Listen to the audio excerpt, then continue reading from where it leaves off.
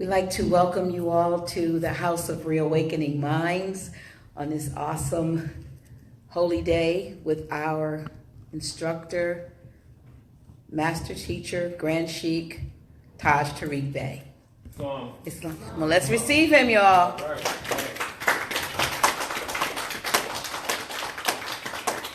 we're going to go over the Buck Act. And how many of you heard of the federal district and understand the federal district? How many of you know what it is? How many of you know the nature of its operation in regulating your life and your property and your body and your estate? How many of you understand whether or not it is de jure or de facto? Oh, camera.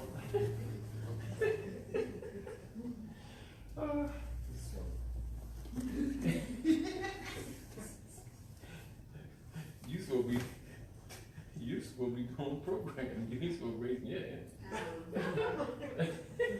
I'm just camera. Funny though. But the point of it is to understand what's been happening to us on many levels. We're going to bring note on the Buck Act. All right? Now, how many of you know about House Joint Resolution 192, 73rd Congress in session June the 5th, 1933? Great, you can raise your hand, Dave. Oh, I can raise my hand. All right. Yeah.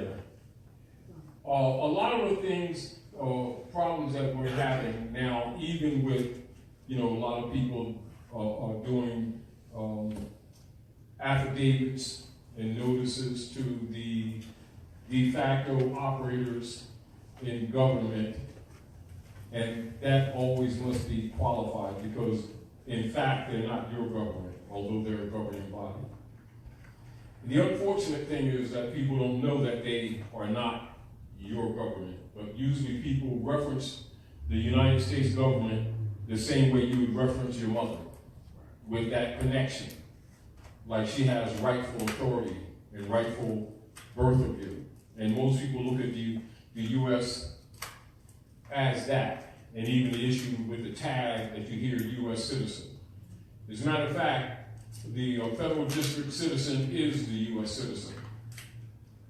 And it's actually, although human, they're actually stock, not as humans. They're expendable. And they're used accordingly. And a lot of the abuses that we have and receive as a people that our people march and pray about has much to do with the jurisdictional claims that are actually made under the Buck Act. But very few people talk about the Buck Act. They'll talk about things that are really misdirected information like racism and prejudice, and it keeps people busy, but it is not really the issue, and therefore things mattered within that venue cannot cure the problem, if you get the point. It's a diversionary argument. Sound good, but it's a diversion. So we're going to go over some of these things to make sure that everyone has a little better understanding of what is effectively screwing your lives up and your family's lives up, including all of the things that they're doing relative to traffic stops, stealing people's cars off the street without due process, giving them foreign bills of exchange to third-party interlopers, which are called tickets, putting surcharges on people, all under the guise of law. And the guise of law means color law. And color law means fraud law. And those who are exercising it means they're imposters. And so before we can fix things in society, the nationals of the land and the citizens must be aware of what they're operating with. As long as we continue to argue race arguments and things that are diversionary, we'll fix absolutely nothing.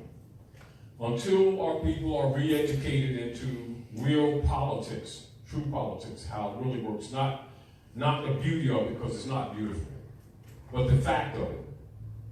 And become more and more competent in the things that we do day by day with ourselves and with our families.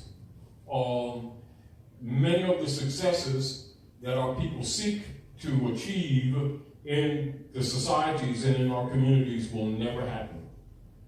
And so one of the things that is a constant with us is, and it's an unfortunate reality, is pulling the wool off of people's eyes and telling them to take responsibility to deal with reality. Unplug from the false matrix, from the false mother.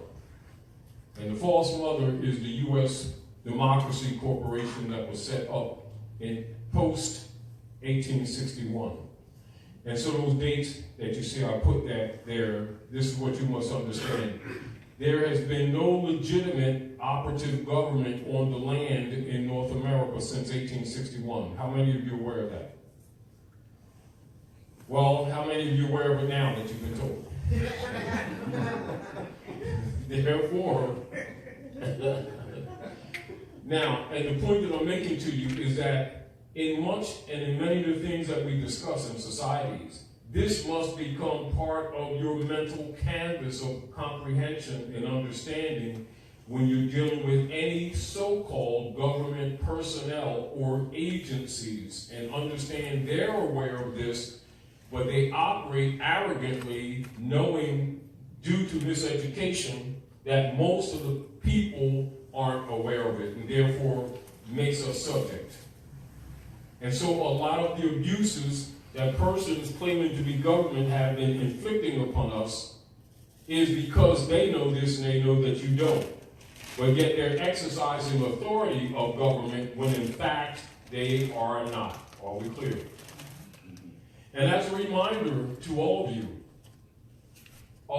as we shared with you at different time periods, a relook at the Clearfield Doctrine, which is why the Clearfield Doctrine is in place, and why the representatives for the Clearfield Trust Company won that case against representatives of the United States pseudo-government operatives who were suing Clearfield Trust Company over a forged check. The deal is, and our presentment to you, is that we want our people to understand what's going on in the real world so that we can become more and more competent in our everyday activities, as well as when we're interfacing with the foreign European corporation operatives pretending to be Americans and pretending that they are your government. The things that they seem to constantly do not in the interest of the people is because they're de facto. It's not whether they like you or not, or whether they like your color. These are things that are thrown around for ignorant people, rats, imbeciles, and people who cannot handle reality. Also for rabbits.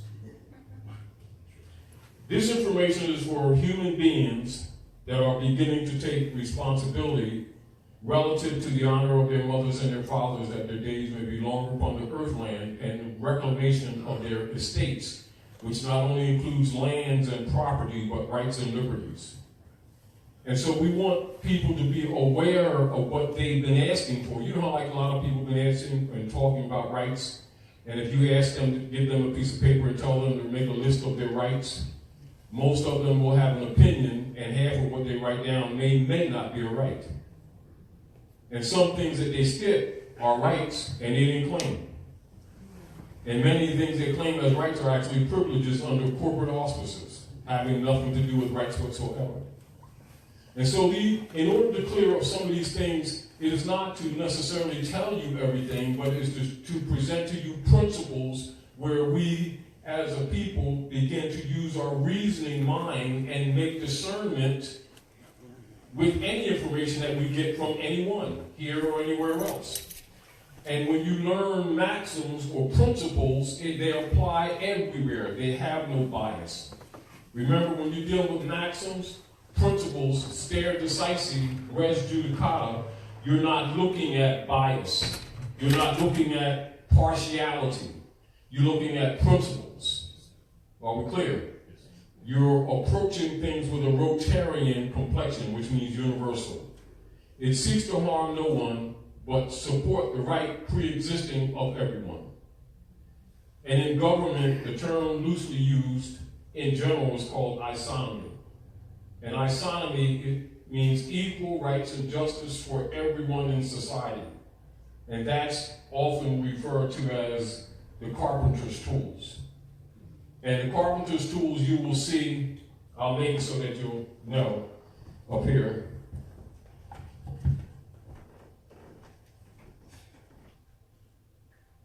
It's a compass and a square. And that's called isonomy.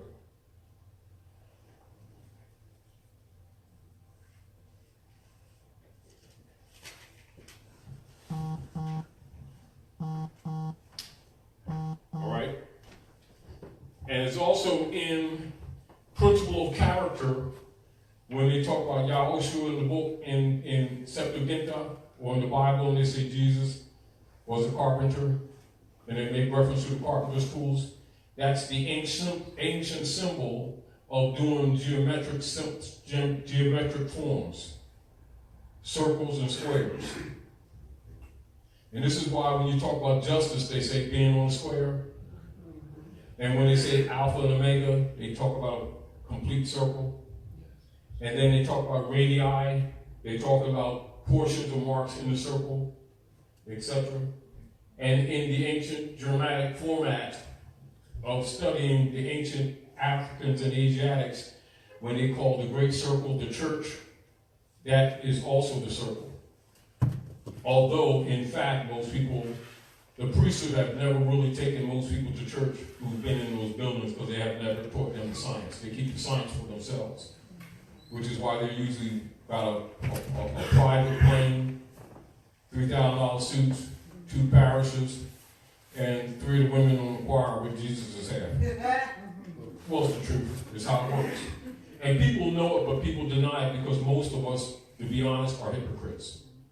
We need not get into that, but it's just simply the truth. And our families are falling apart. The youth are dying younger and younger. Women struggling, not being compensated for their labor and work and trying to raise children in a society that abuses them and the children. And always sticking them with needles and putting viruses in them and stuff like that and talking about it's for the good. And for the most part, people don't have too much remedy. All those things that they've been doing under the Buck Act. Now, when things mess us up, we certainly, whether we do something about it or not, or whether we choose to, we at least should know something about what's happening to us. All right? So, how many people know that a Social Security card is a barratry instrument for admiralty, contract, cargo shipping, and bank bonds? They don't tell you that, do they? How many people know that when you're traveling up and down the highways, roadways and highways in your private conveyance, automobile, that is considered by highwaymen as ships that belong to them, that you're renting? Which is why they can tell you to fasten their seatbelt and make you get insurance from Joe, who's their cousin, who works for the mob, and they can charge you anything they want to charge you, and if you don't pay them off, they steal your stuff. It's under the Buck Act. How about when they don't like certain people, they want to target certain neighborhoods and destabilize the families, they go kick doors in and take people's children? Buck Act. How about when you send your children to John D. Rockefeller's General Education Board and they stick them with viruses and give them autism and everything, stuff like that, talking about their immune systems and stuff, and women say, don't stick my baby, and they ignore them. And if they interfere, they sometimes throw them on the floor and put handcuffs on them and stick their babies anyway. Buck Act. because they don't know that the child is claimed as property under the Christian Black codes. And if you got a marriage certificate, they own the eggs in both ovaries. In both fallopian tubes. And any egg that rests in the uterus, they already have a claim and a bank bond waiting, which is why they deal with the birth certificate. And you see the doctors be standing by the bedside as soon as women release the shipping goods and put a bond on it, whether you want it or not. And then stick the baby's foot on it, saying that the baby signed it. And it immediately goes to the stock market, 55 Water Street, New York. And then they give it a tag number called Social Security, Buck Act.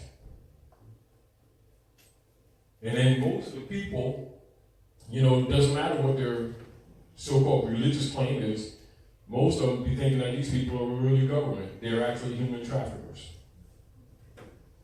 And because most people, for so many generations, have been in denial of what's really been happening to our people, in their heart they know that. But they feel so powerless, and they don't even really in their heart believe that Allah, Jesus, Moses, or anybody else is going to come save them from it, which is why they keep submitting to it. And they usually then hide behind religious beliefs to comfort themselves. Not to cure anything, to comfort themselves. Without admitting that the rescue doesn't arrive, if you get the point. Then these same people, when these people have inheritances from grandmom and great-grandmom, from the houses and the land that they worked for all their lives, then the corporate state comes in and steals it and taxes them out of it. It's the Buck Act. Are we clear? Yes. Yeah. And when you interface with them in any of the subdivisional corporate agencies and they treat you with disrespect and disregard, it's the Buck Act. When they do the human trafficking and our people don't submit, and one of the members of the gangs of New York pretending to be police, chokes them on the street until they can't breathe anymore and nothing happens, it's the Buck Act. And then when others who don't submit to their corruption and they put them on probation in their POW camps, which are actually private prisons, it's the Buck Act. And it's enforced by the kingship oligarchy that was set up in 1861 with a body of men with a few women tokens that they've adopted just to pacify people and pretending to be Congress and senators. They're really a kingship oligarchy. Are we clear? Yeah. So let's read a little bit and then we'll just, we'll talk a little bit. All right?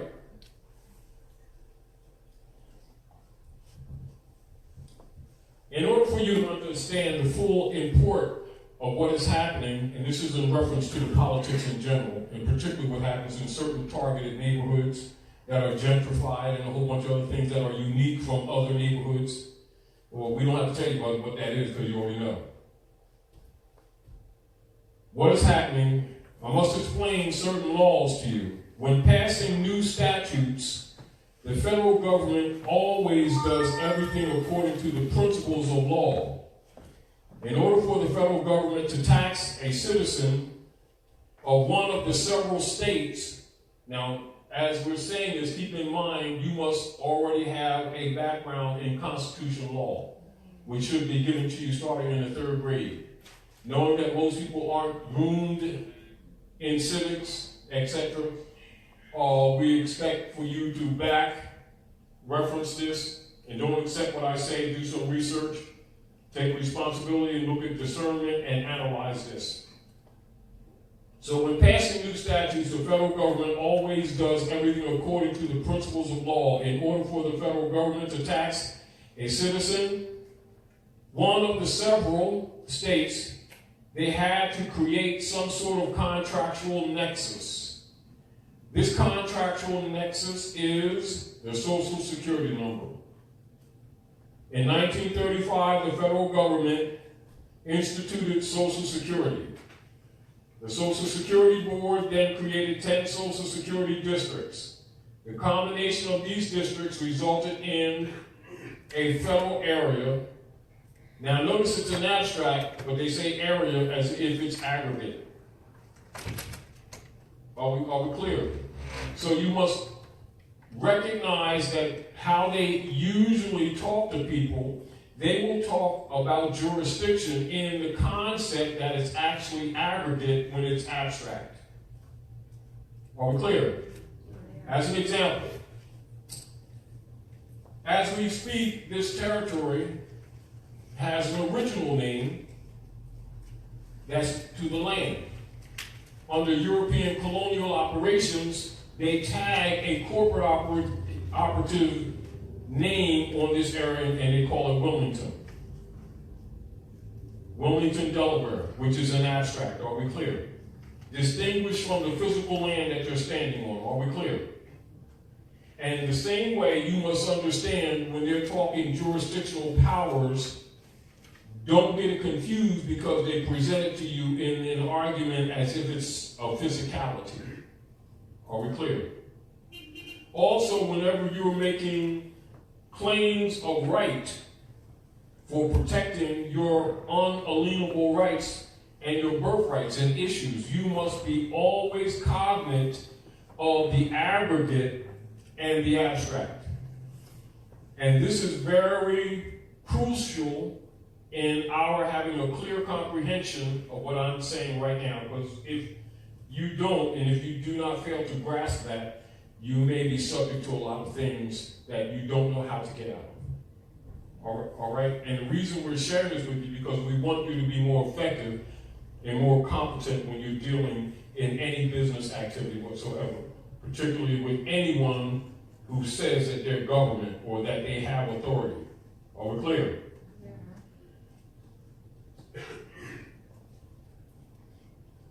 So the districts resulted in a federal area which covered all of the several states like a clear plastic overlay. Can you kind of imagine that?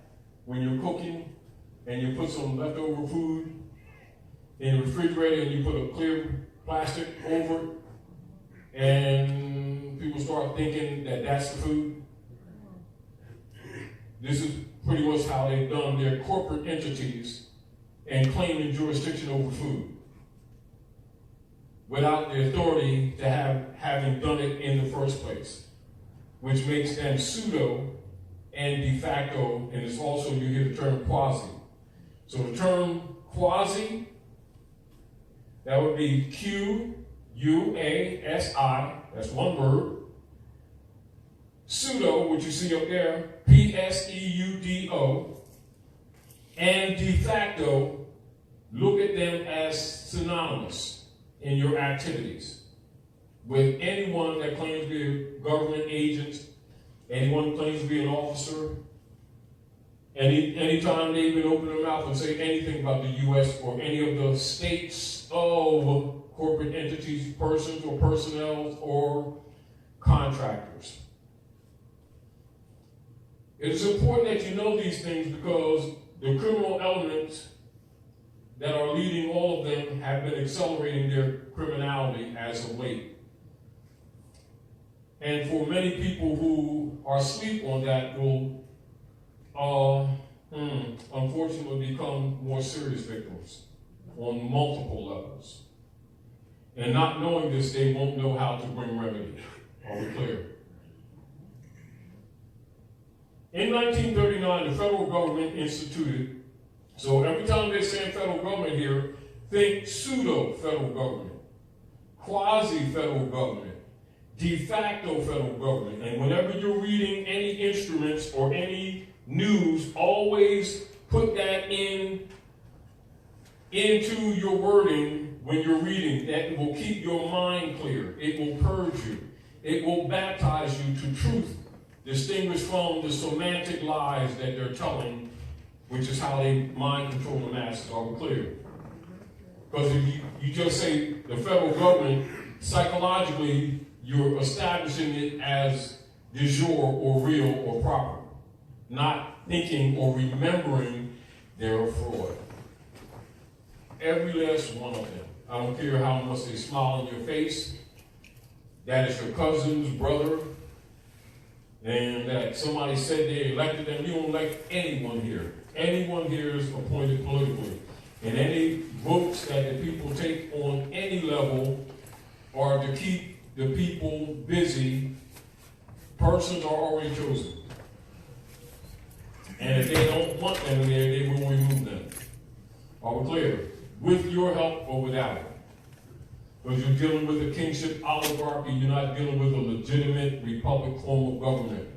The republic form of government was overthrown in 1861. And we need to get over ourselves and start getting real and start looking at some things that have been presented to us over the decades for us to do. As an example, like Noble Drawley told the Moors, helping in the great missionary work enforcing, bringing our people back into the constitutional fold of government, enforcing our Constitution for the United States, things like that. Marcus Garvey teaching people government structure and civics, things like that. Yes. And we have very few men and women that have sacrificed their lives to present those types of forums to our people, and therefore our people have been handicapped because they've been busy usually with people who've been selling them belief systems and taking their finances and giving them promises that are never delivered. So we must take responsibility for ourselves, if you get the point. In 1939, the federal government instituted the Public Salary Act of 1939. And you notice how they keep backing up one fraud with another fraud, and after a while, most people don't get familiar with this stuff and don't know this is what's affecting you every day. This act is a municipal law of the District of Columbia. Now, we don't need to go into it, but now you see why people need to know what the District of Columbia really is. Distinguished from just assuming it's a place, city-state district of 10 miles where criminal operations for the Inquisition takes place in North America to execute color of law, pseudo-law, de facto law to enforce the unum sanctum policy under the Spanish Inquisition from the popes of Rome against the Moors and Yahudi, who are referred to as Moors and Jews, both of which is these people who think that people are crayons, and they think green people and orange people and pinstripe people and black people and purple people, and no matter what color you are, those are the heirs to the estate who are under occupation, which is why we have problems. And you know, and we don't need to go into this, that most of our people are trained that human beings are crayons, and they talk accordingly, not knowing that they're right into the Christian black codes of 1724 every time they open their mouth with those brand systems. And it's also referred to as a tacit agreement to the legislation pseudo of the cellophane or that clear plastic overlay. That clear plastic overlay is also referred to as the shadow government. Are we clear? Better referred to as de facto. Now the government knows that it cannot tax state citizens. And what is that predicated on? The Republic's Constitution that they overthrew in 1861. So when you're looking at most of the taxes that you're so-called being forced to pay, which are mandatory, every last one was a fraud. You've been robbed for generations. Not recently, for generations. In other words, servitude has been institutionalized and people have been dumbed down so much that they don't even know it. And they live it every day. But they're going to tell you about spirituality, right? So now the government, i.e. the pseudo-government, knows that its operatives. Now notice how I'm interjecting in here? You see what it's saying there in the text? And you see me interjecting words? If I interject words and phrases, it's because that's how you need to be thinking. It's how you need to learn how to read through what is called semantic presentments. And this, while allegedly telling the truth, is still a semantic presentment. How do I know that? Because a European wrote this. Because they're still Europeans pretending to be Americans. Stealing your birthright. So now the pseudo-government operatives know that their operatives, agencies, representatives, and contractors cannot lawfully tax state citizens. See how differently worded that? You've got to be able to look at things and interject like that on your own. This is what's going to save you from the semantic contracts. Are we clear?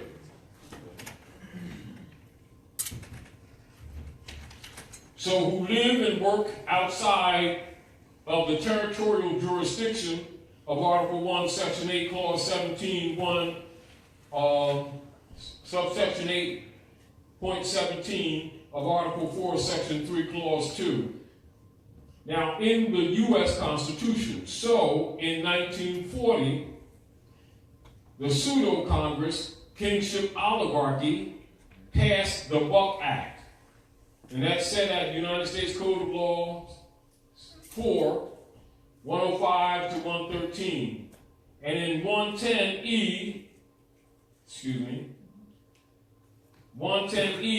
of the Buck Act, hold on.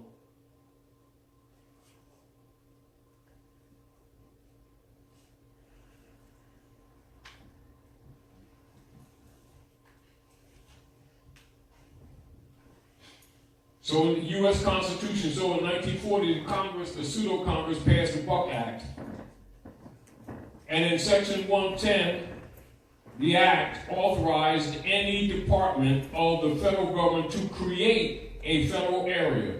So you can see that they assigned people in any of the departments of the federal government arbitrarily just to call something federal and start doing stuff to you. Sounds like due process, doesn't it? I don't think so. You've been processed, but it ain't due.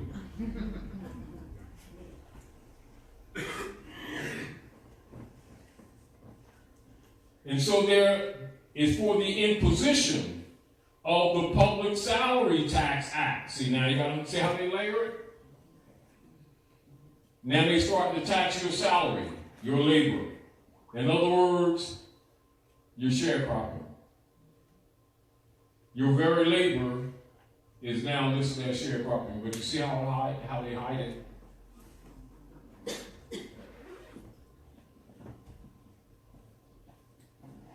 And that is the Public Salary Tax Act of 1939. So when people are working and their wages, and they have all these lists of alphabet soup taxations, that's where it comes from.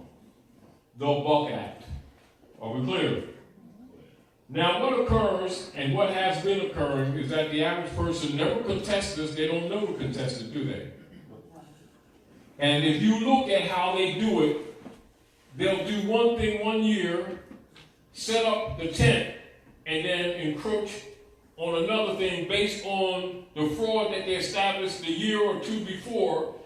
Then they'll wait a little while, people settle in, and then they'll encroach again.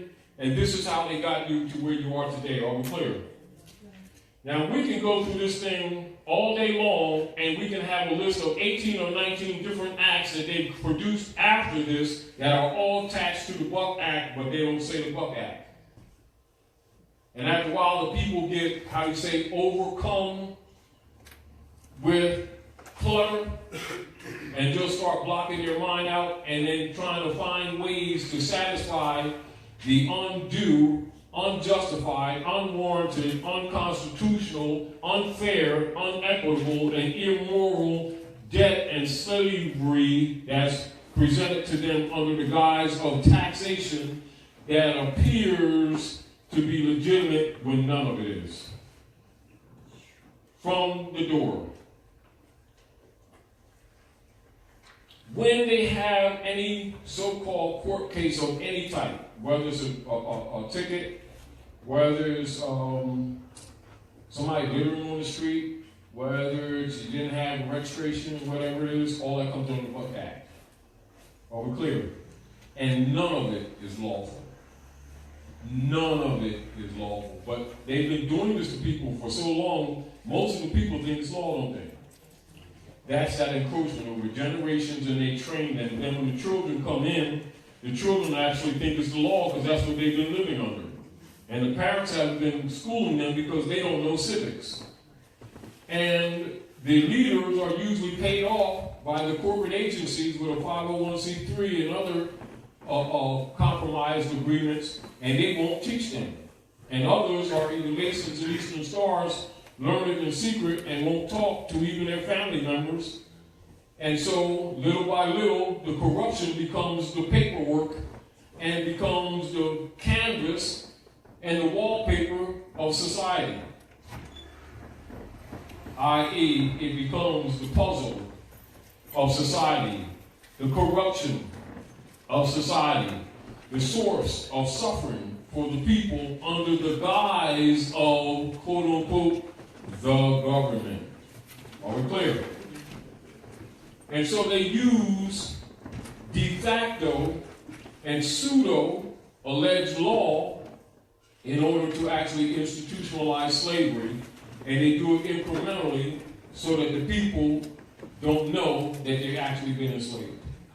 They feel it, they suffer from it, but they don't sit around and complain about it. They'll sit around and talk about racism and prejudice, which is not the issue, nor the argument, nor the solution. Are we clear? Now, some of the things that we discuss with you from time to time, your proclamations, your attribute and name correction and reclamation are essentially rightful, unalienable, adverse claims and also reversionary statements to your rights and your estate made public in order to begin to put brakes on the corruption. Are we clear? Because as long, from a law perspective and a legal perspective, as long as you don't speak up, your rights are considered to have been abandoned, and they operate from that perspective. Are we clear? And because they have so many layers to this, they always send you from one layer to another if you try to make a complaint, which is why you don't get remedy. Because 9 times out of 10, you'll start discussing racism and skin color when you're dealing with the Buck Act and the Christian Black Codes and the Unum Sanctum policy. And then the people, they pay people to march you around the place to complain, to make people think that you're somebody important. And they keep treating you unimportantly.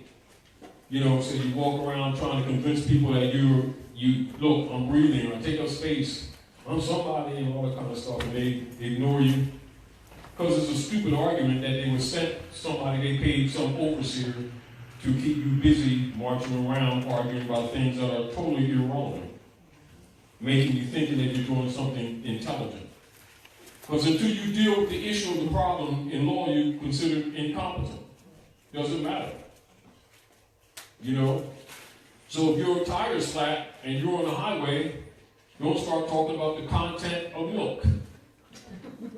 No, I'm serious, because it's basically what we do. The issue has always been birthright theft, and we keep talking about skin color. Because they told us that that's what you should be talking about. Somebody punch you in the eye and they say, discuss the football game coming on Sunday. Artfully. You know, we start talking about artful ways to talk about the football game with one eye closed. We're out too much. We really are, honestly. We are. So the Social Security Board had already created a federal area overlay. Now, it's important that you know this because when you're making law arguments on your own behalf, you have to know that this is what they're operating on in order to counter them. Are we clear? So we also want you to take notes because you're going to do some research secondary to this on your own.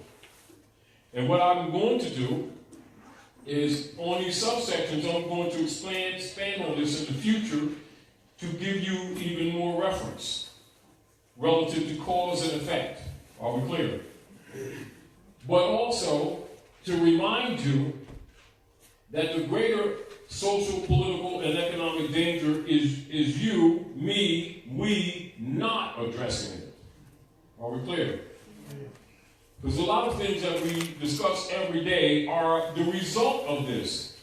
So in law, their position is, how dare you not be familiar with the dog that bites you while you're marching around the community complaining.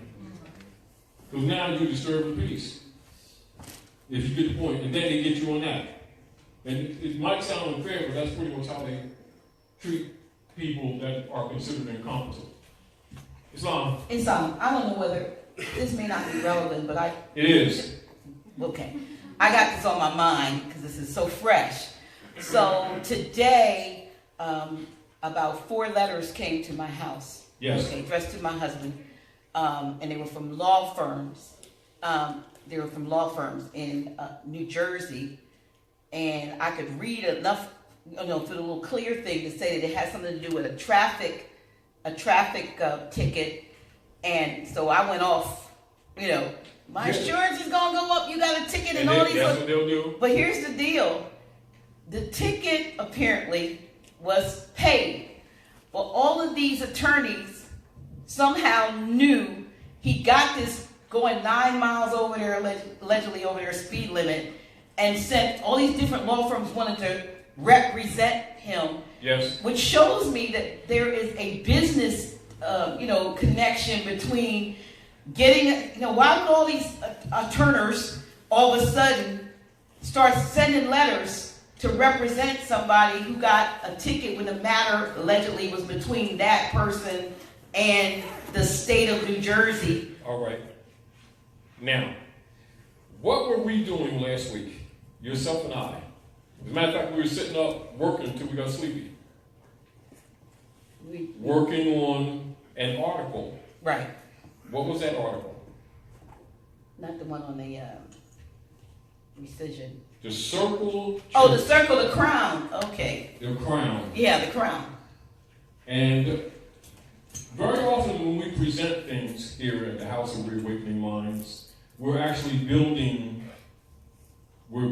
blocks of information that people have to know that otherwise they would not know, because it's sort of like we're caught in this situation where our people have been miseducated and have been locked out of certain prime information for generations, and you cannot, like in a block, re-educate people who are under mind control and don't know they're under mind control. Nevertheless, what you and I were working on and looking at would change your question, but I know that you asked the question actually for the audience. Absolutely. But you wouldn't ask why, because you would know why. And in knowing why, you would know how to respond, i.e. Brother Wayne, even if it were not paid, to these attorneys who have no foreign registration operation on the land, in breach of the nobility clause of the Constitution. And 9 times out of 10, the mail that he received didn't have a stamp fixed to it. Most of them had those little red. They were the red. That's for mail fraud. And you know why they do the mail fraud? So that if someone who's wake doesn't sue them for mail fraud. Because because if they have the literal fixed United States stamp on it, and they're members of the bar, and they transact that business through the mail, you can charge them with mail fraud. Even though you can charge them with mail fraud with those potently gold stamps too. So they're protecting their behinds because they know that the court belongs to the Bar Association, not to the people. And they're traffic courts. Absolutely. Trafficking is what? Trafficking? Criminal. Trafficking? Who do you see walking? Do they got props in there, or they have humans walking in them trafficking courts? They don't even hide it. But they know that people can't read. They know that the people have been dumbed down for so many generations, they don't know they're on an auction block.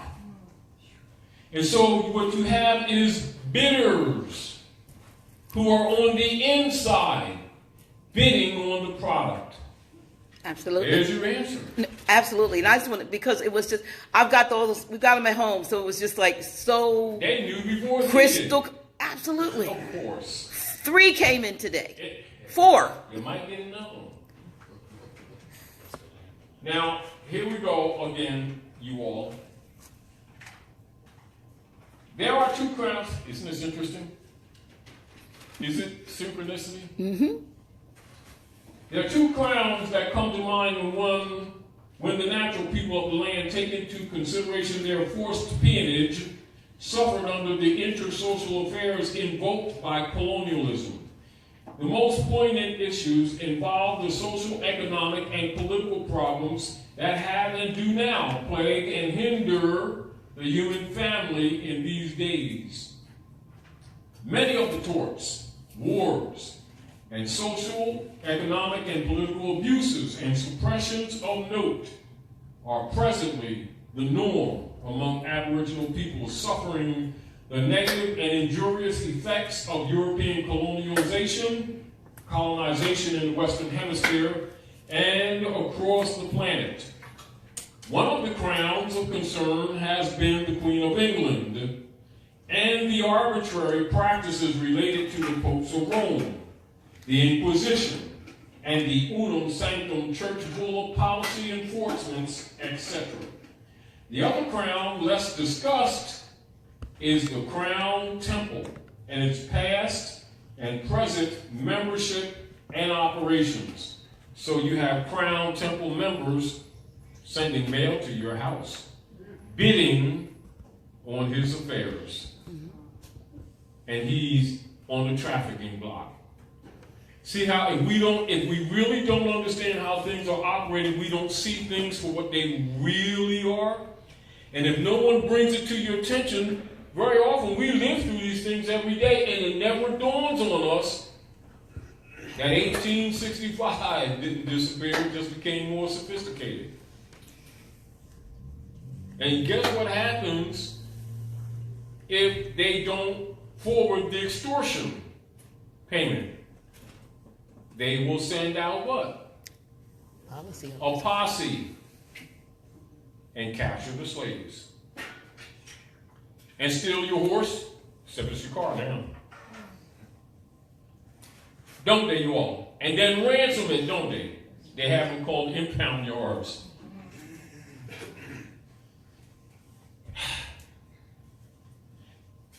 The Crown, how many of you know what the Crown Temple is today, you all? Raise your hand, look around the room. Support each other. Don't just listen to me, support each other. Look at each other.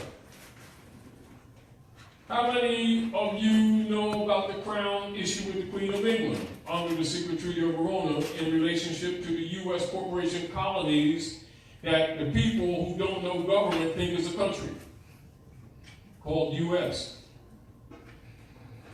Look around the room, y'all. See, because y'all got to be talking to each other, not the Taj guy.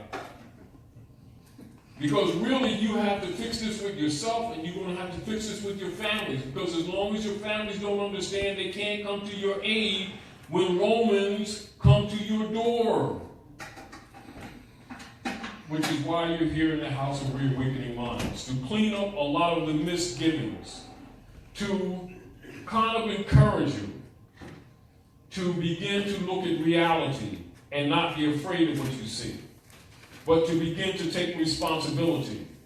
And also to recognize within yourselves all that we as a people have been claiming, and I'm going to emphasize that word claiming, to love the Lord, to love our God, to love Jesus, to love justice, to love the books, that we've been hypocrites because our fears and our unwillingness to address things that really injure humanity, we have ignored.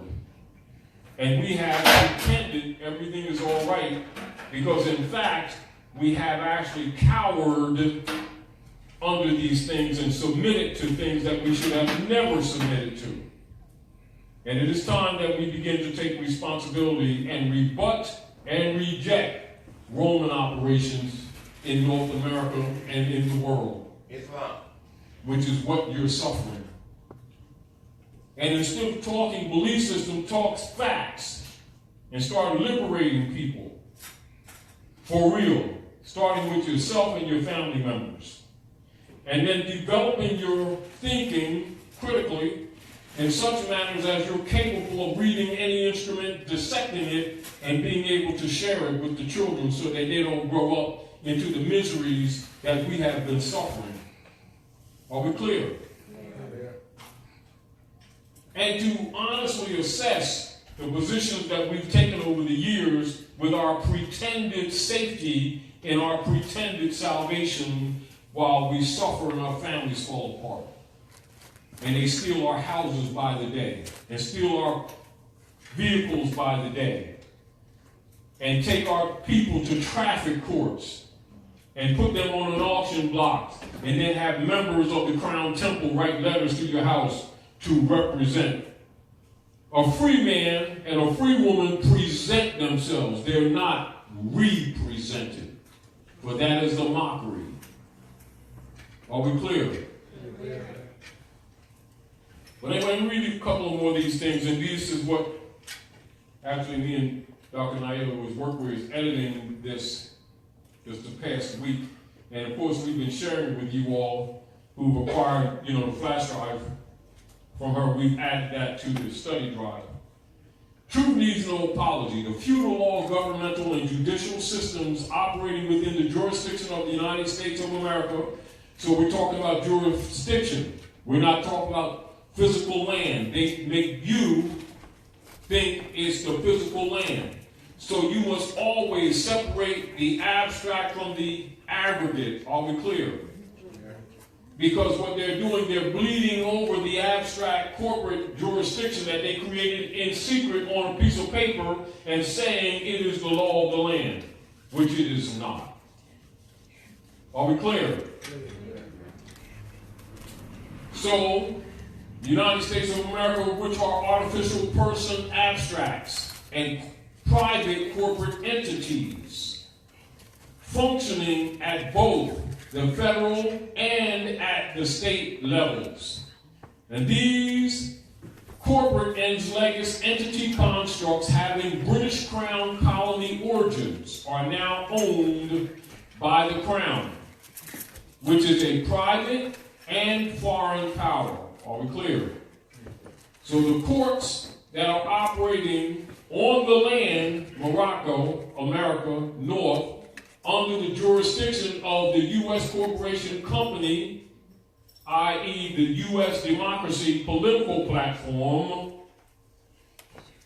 that political platform, U.S. and not the land, belongs to the Crown. And the Crown is composed of the members of the Bar Association. Did you all know that? How many of y'all know that? And the bankers.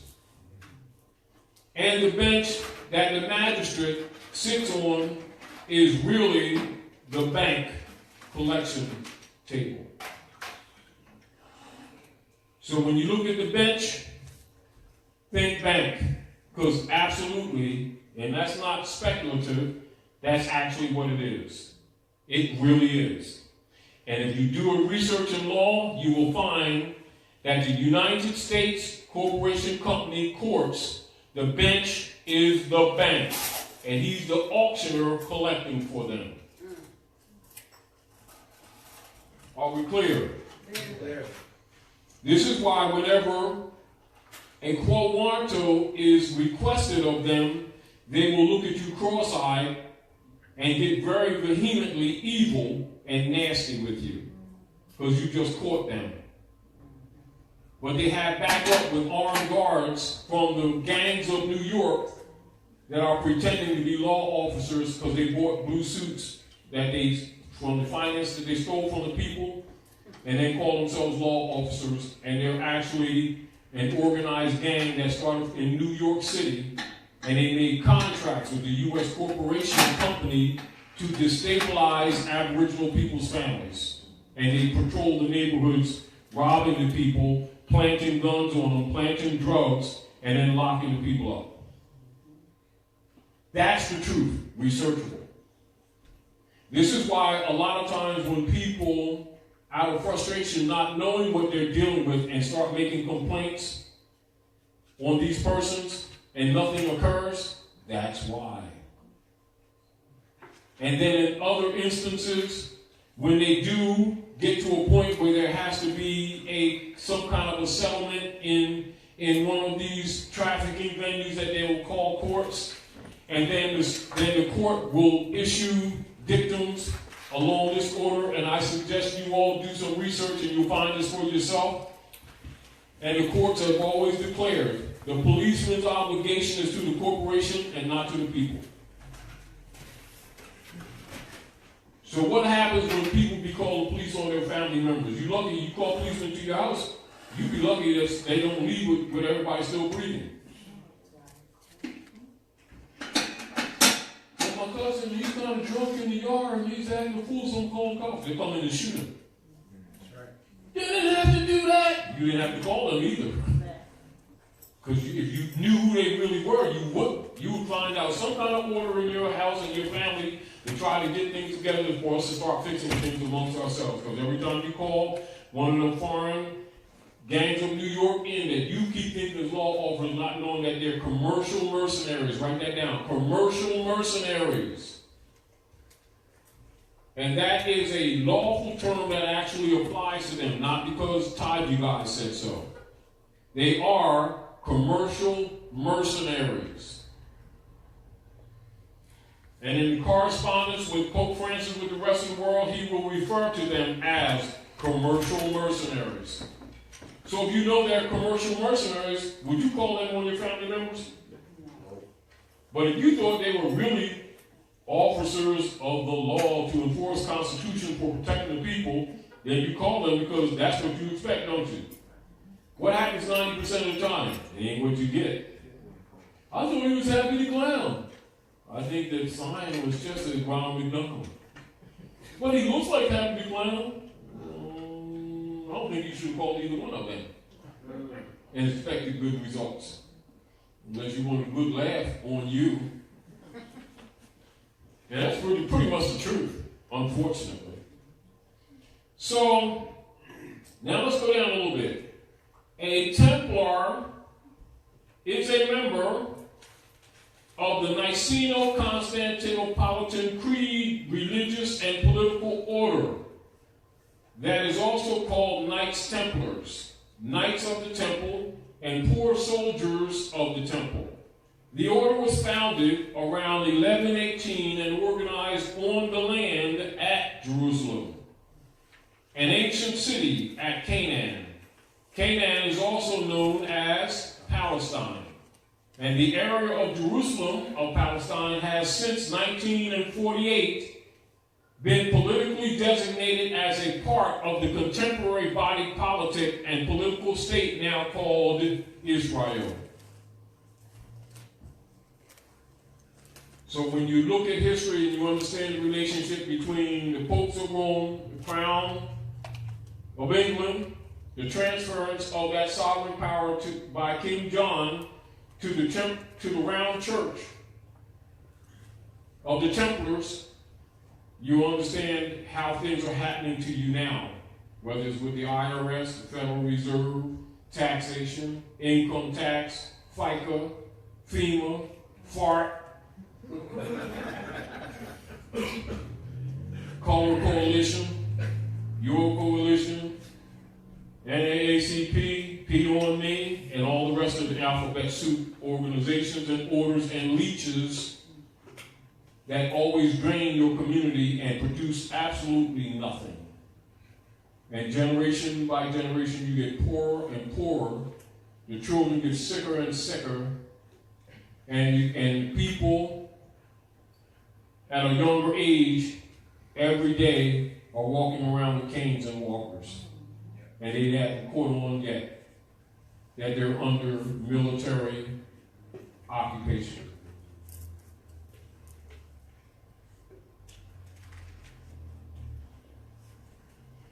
And these people are not your friends. How many of you know in politics what the acronym BED represents? I'm going to put it on the board. And this is how they operate. And this is true. And they talk about it amongst themselves.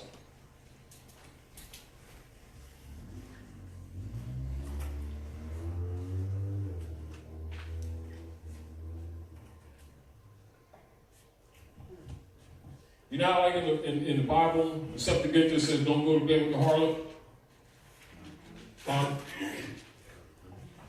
This is the policy of them under these operations.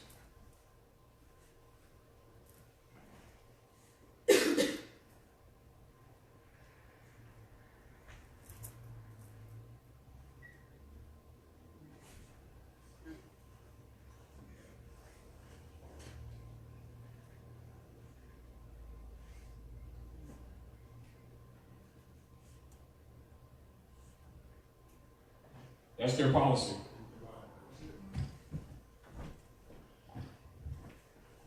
What is that? Can you read it out for those who can't see? Befriend, embrace, Befriend, embrace, devour. And this is also why, like in the heading of the temple crown, the temple church, this is your heading. And you may not see that there, but if you understand this, you can understand that. By rule of mystery Babylon.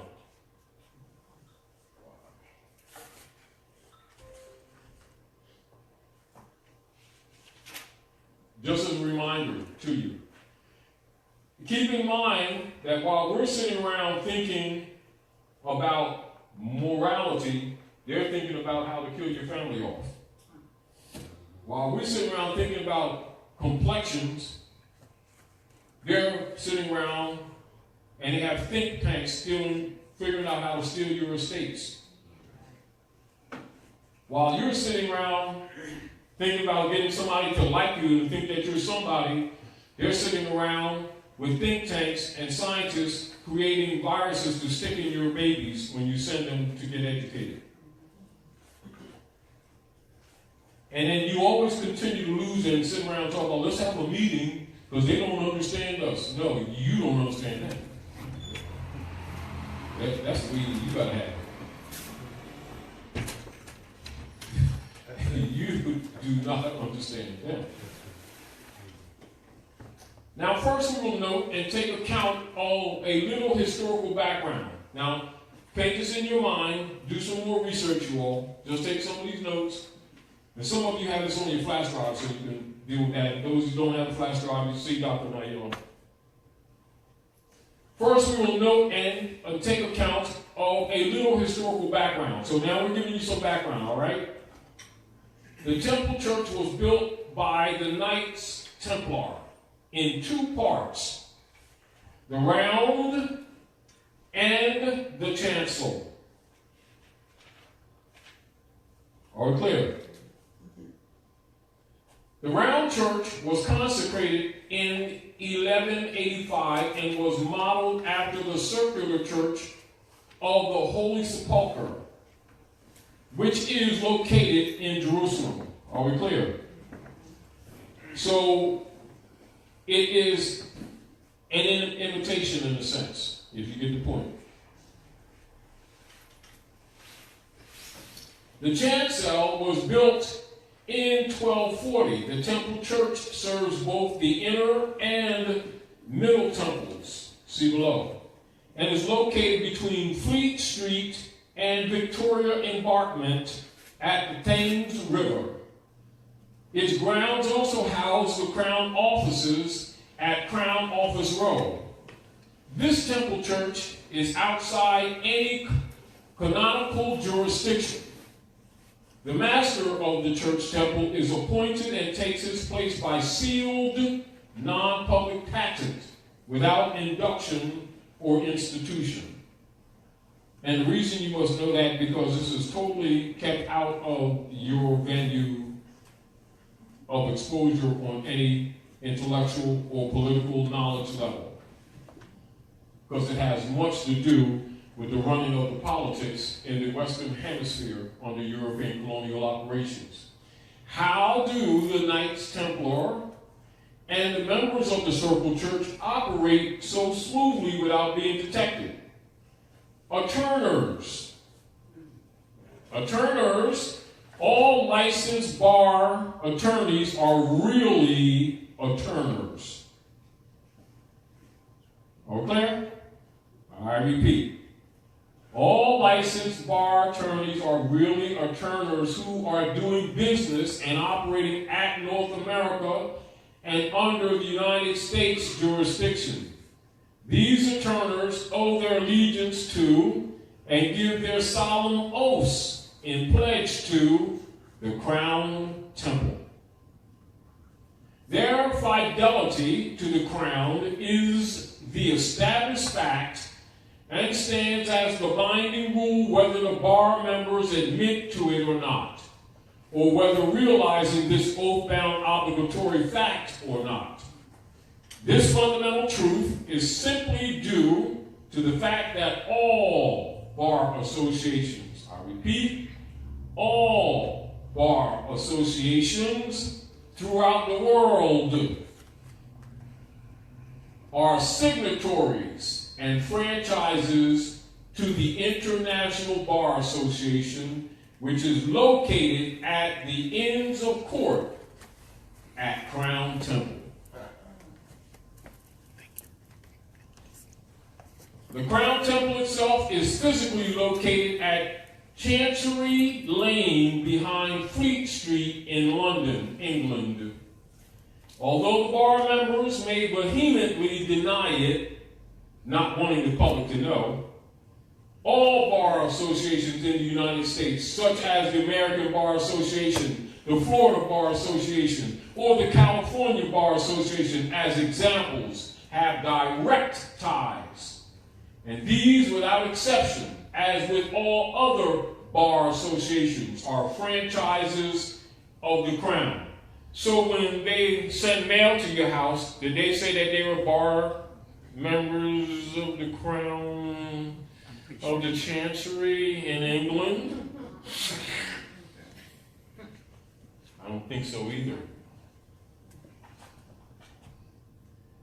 Point is, you come here to the house of reawakening mind to be reawoken on things that you may not be woke about and reminded of things that you might have forgotten.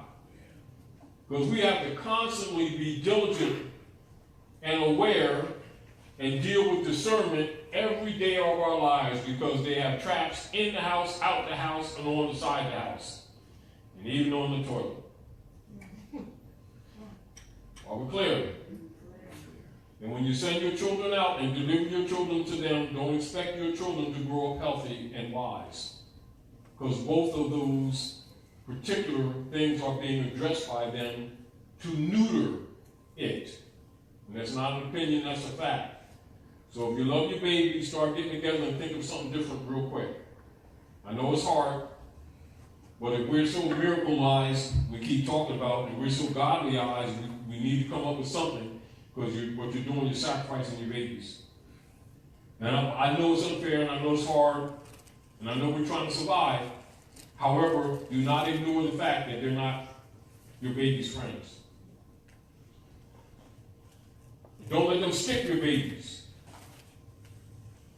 Don't let them keep them in rooms where they're not supervised. Because they eat them and they mess with them too.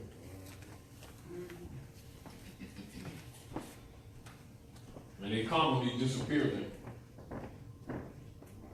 Now consider this. Do you, any of you, recall and recognize why professors, teachers, and politicians at North America obfuscate and with convenient omissions and continue to avoid teaching about or discussing publicly the absence of the original article 13, being the nobility clause and being a prime substance to the Constitution for the United States of America.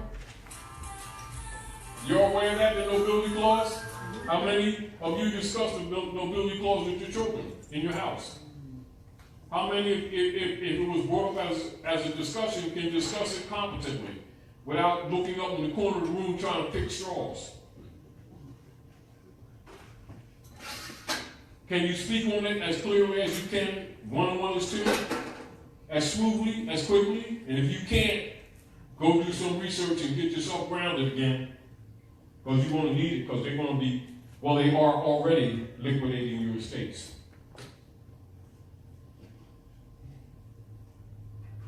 And so, that nobility clause has been of prime substance to the Constitution for the United States of America. And does it not become obvious as to why the original nobility clause forbade and disallowed members of the bar associations, attorneys, lawyers, and esquires to hold any public office of trust in the United States? Does that come up as conversations among your family members or people around and friends when they're talking about the politics and the politicians and the mayors and the councilwomen and councilmen? And 90% of them is lawyers and esquires, which means they've taken over in violation of law, which is why you don't get due process, because they're there to overthrow the republic, not to support it. Are we clear?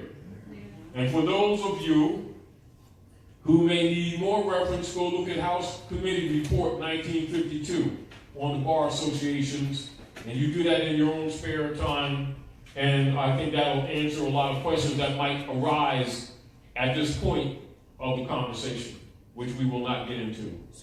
Which is also why when you come here, we always tell you bring a paper and pencil, because everything can't be addressed on the floor logically. And so you're going to have to take responsibility to educate yourself and your families. So we share certain point information and key information, expecting you as grown-ups, that's what we used to call them when we was growing up, to take responsibility. All right? Can we get you to? Now, just repeat about the bar association again. say again. Repeat about the bar association again, the date, the year. Oh, for those who, a lot of questions would arise at this point in our conversation. So do research in the House Committee Report 1952 on the Bar Association, and that'll clear up any questions that you may have relative to the assumed legitimacy of these operators, who the masses keep thinking are there to help protect people's rights under constitutional law, when they're actually there under the guise of helping, but really their mission is to overthrow the republic, which of course they did in 1861 anyway, which is why we're talking about the Buck Act today. How they systematically encroached. But the point of it is, again, is to tie all this back to the Crown Temple. You see? Because again, we always think about only the Queen and the abuse of the Aboriginal peoples around the world under the Inquisition operations. And not think, and how do they hide the Trojan horse in your face? They are members of the kingship oligarchy who have been posing as congressmen and senators since 1861. And they're members of the bar associations and lawyers that our people have been hiring every day, thinking they're going to get treated right. And they're right in your face. And they're actually attorneys, members of the bar, members of Knights Templars, etc., members of the Circle Church, enforcing the Unum Sanctum policy, members of the Niceno-Constantinopolitan Creed, which is guised to the public as Christian church. And so the people, unbeknownst to themselves, don't even know that most of them are funding their own enslavement through Reverend Jones, who they think love Jesus. And some of them do it consciously, some of them do it unconsciously. But yet they are all pledged actually to the Pope of Rome, not to Jesus. But the name is beautiful, and so people throw it around loosely. And then plus give people their lunch money. And so the de jure Republic of the United States of America, which was and is the legitimate constitutional body politic order of government, must be distinguished from the illegitimate and de facto United States, all cap, and U.S., i.e. United States Incorporated, and their feudal law democracy platforms post-1861. These imposter political entities were formed after the rebelling Congress for the United States adjourned sine die and secretly established the unconstitutional corporate platforms that thereafter facilitated their private kingship oligarchy.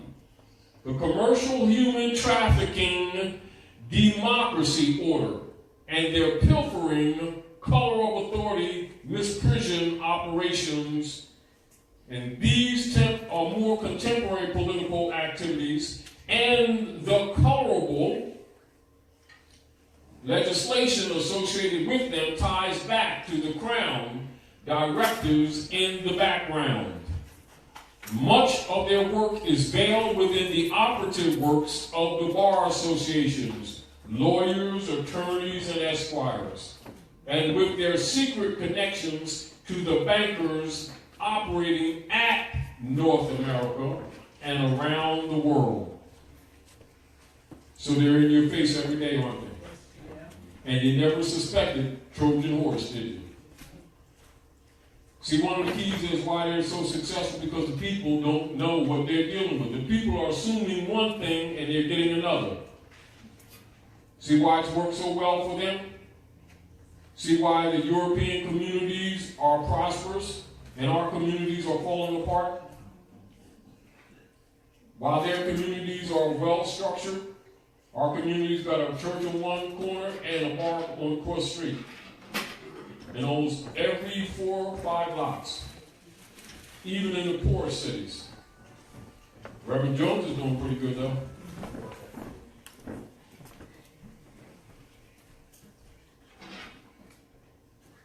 It's an uncomfortable truth, isn't it, you all? But can it be denied? Can it be denied? The 4 ends of the court. The ends of the court, the 4 ends of court to the Crown Temple, use the banking and judicial system of the City of London and is a separate jurisdiction platform. Are we clear? It is a sovereign and independent territory which is not a part of Great Britain. This and that, political fact, is just like Washington City.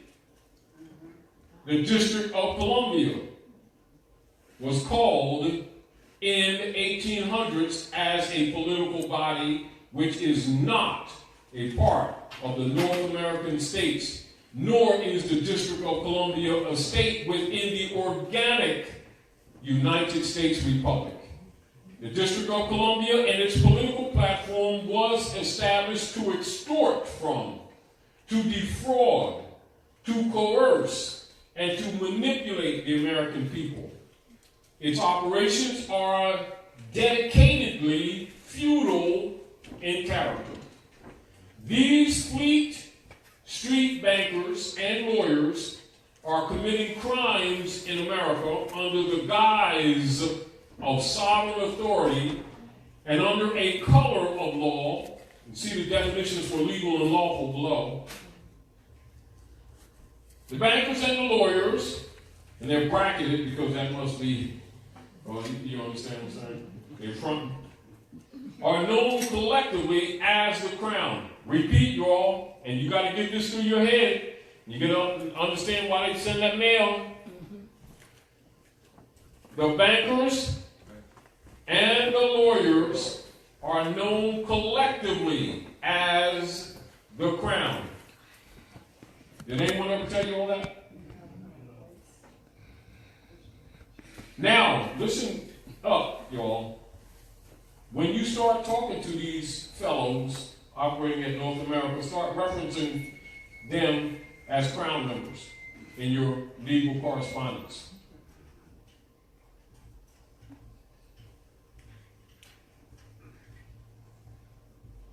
And they will kind of be like taken aback, and then they'll try to front and try to be fair with you because you just pulled the wool off them.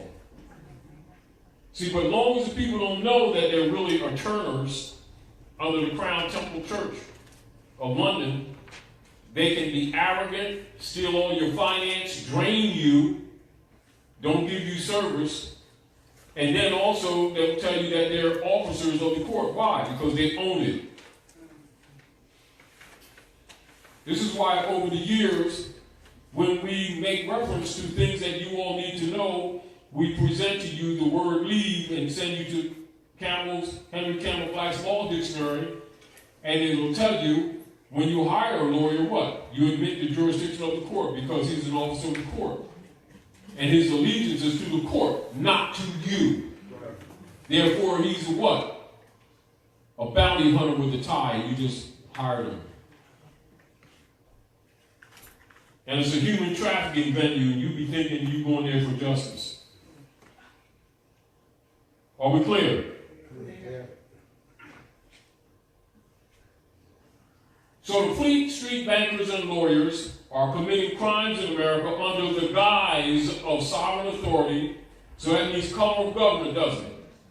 Color of office, doesn't it? Color of law, doesn't it? Now you see why they call our people colored people? Because they're the target. And our people think it means identity of Africa. Because their leader guys told them that.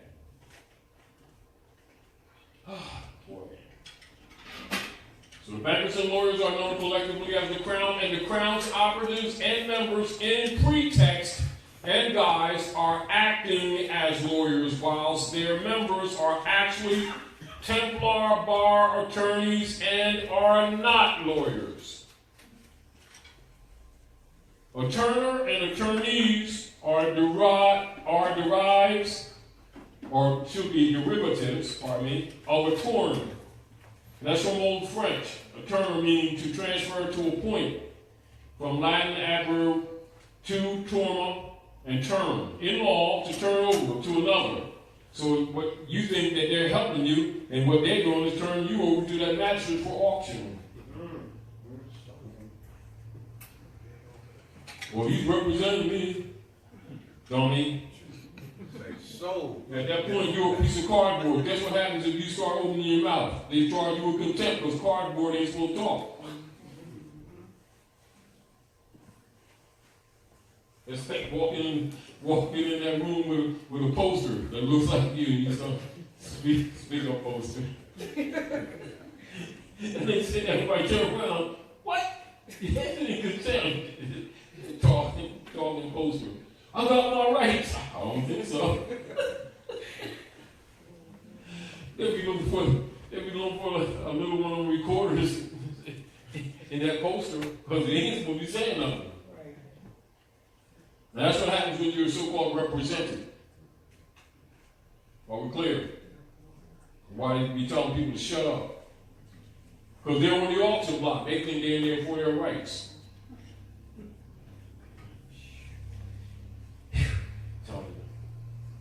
So the Crown's operatives and members in pretext and guise are acting as lawyers, whilst their members are actually temple bar attorneys and are not lawyers. All right? Y'all got that?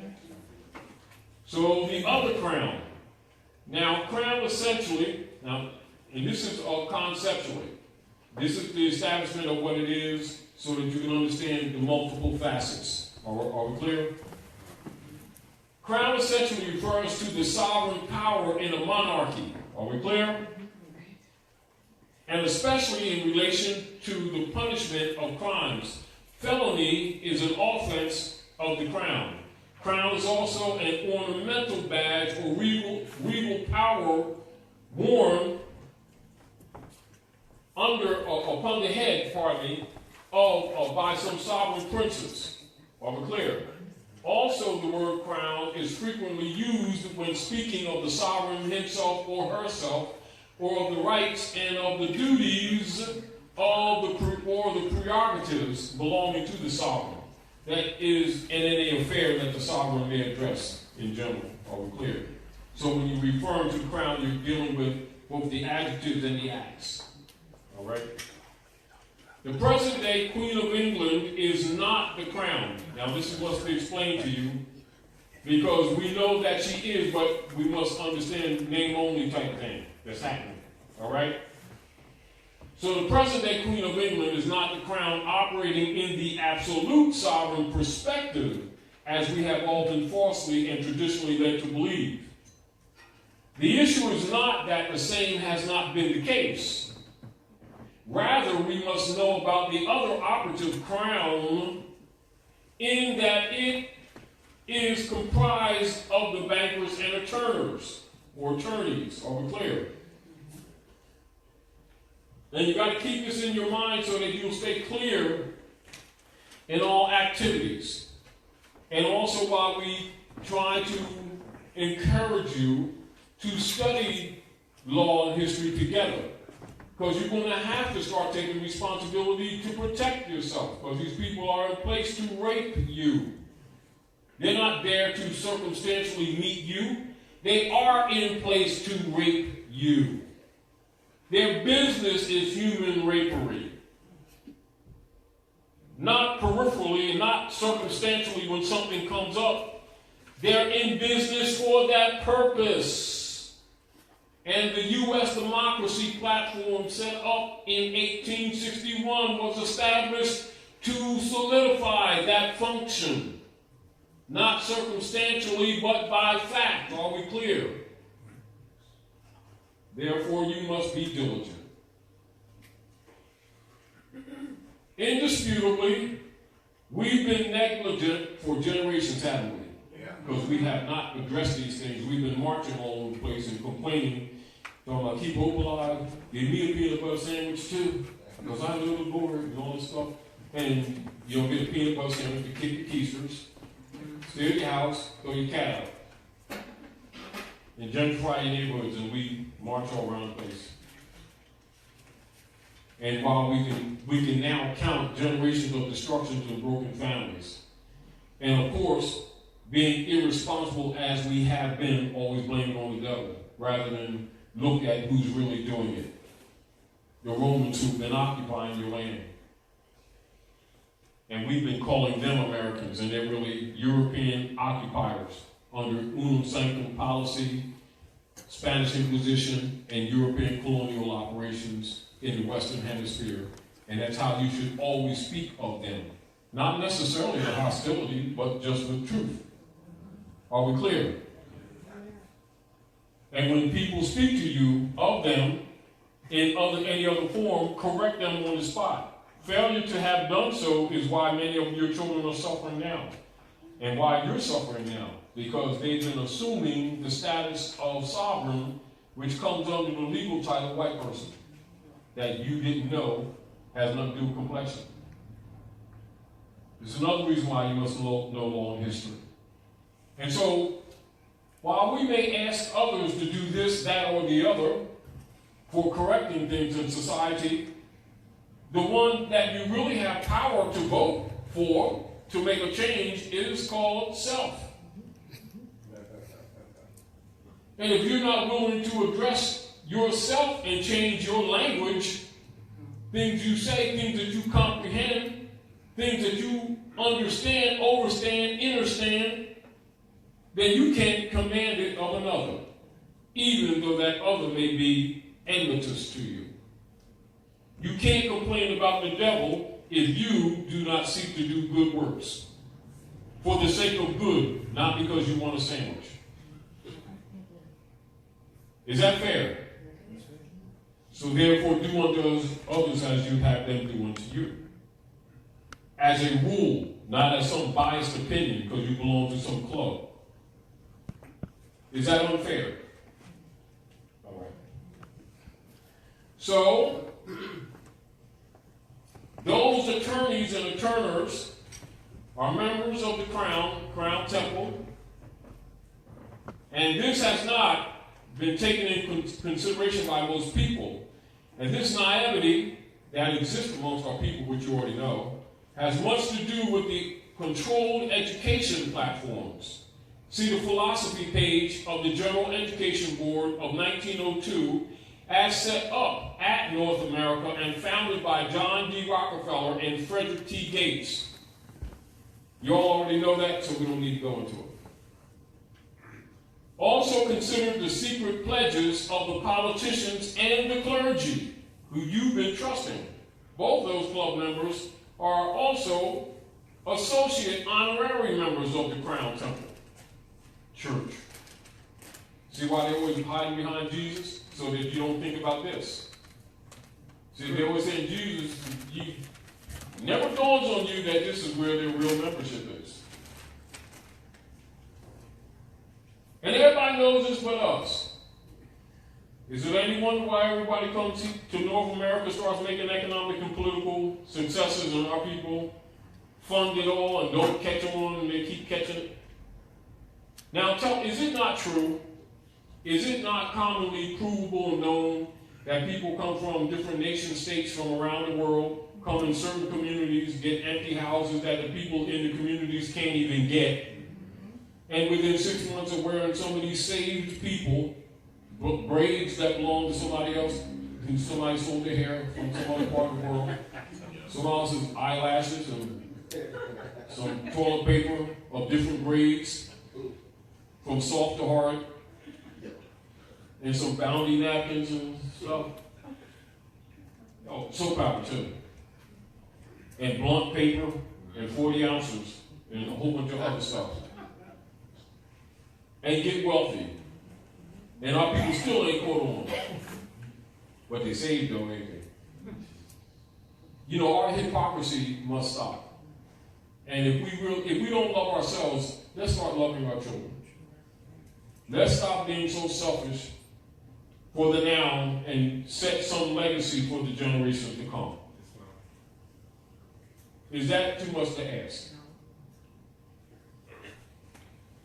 And so their relationship is through the secret tree of Morona when reviewing history and law, particularly at North America under the present feudal, de facto, and corporate U.S. democracy rule and jurisdiction. And so we are looking at layered or covered up truths and noting timely events and activities which are generally unknown by, not discussed around, or shared with the general populace. And one of the less known facts is that the monarch aristocrats of England, who are usually assumed to be the crown exclusively, have not been ruling sovereigns since the reign of King John circa 1215. All royal sovereignty relative to the old British crown since that time, 1215, has passed to the Crown Temple and Chancery. Now, understand this, whenever you're in one of those rooms that they call courtrooms, you see that fence that they have around that area beyond that's called the Chancery. How many people do that from a construction perspective? How many don't do that? And did you know that when they steal these people's property under the unum sanctum policy, they send their houses in foreclosure to Chancery Court? And how many people ever notice the relationship? They hear the word and don't know the relationship. Now I'm showing you its relationship. So you see how they're doing things right in people's faces, knowing that these people don't know what they're dealing with. That's why you're here at the House of Reawakening Minds. You're here to take responsibility. Are we clear? Yeah.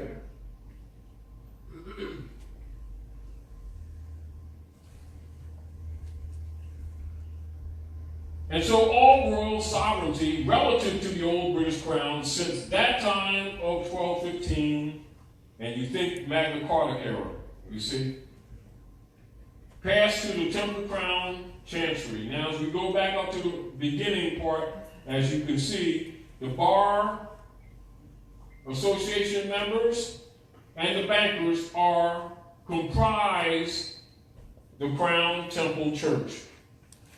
So they're a body of physical, organized men, and the masses keep thinking of building in London. It's called Trojan horse technology. So, blunt, in your face. And so they fart on you, and then they write an article telling you it's Chanel number 5. And arrest anyone who disputes it under a color of authority waged against people of color. And they ain't caught on yet. Dr. Nailah. It's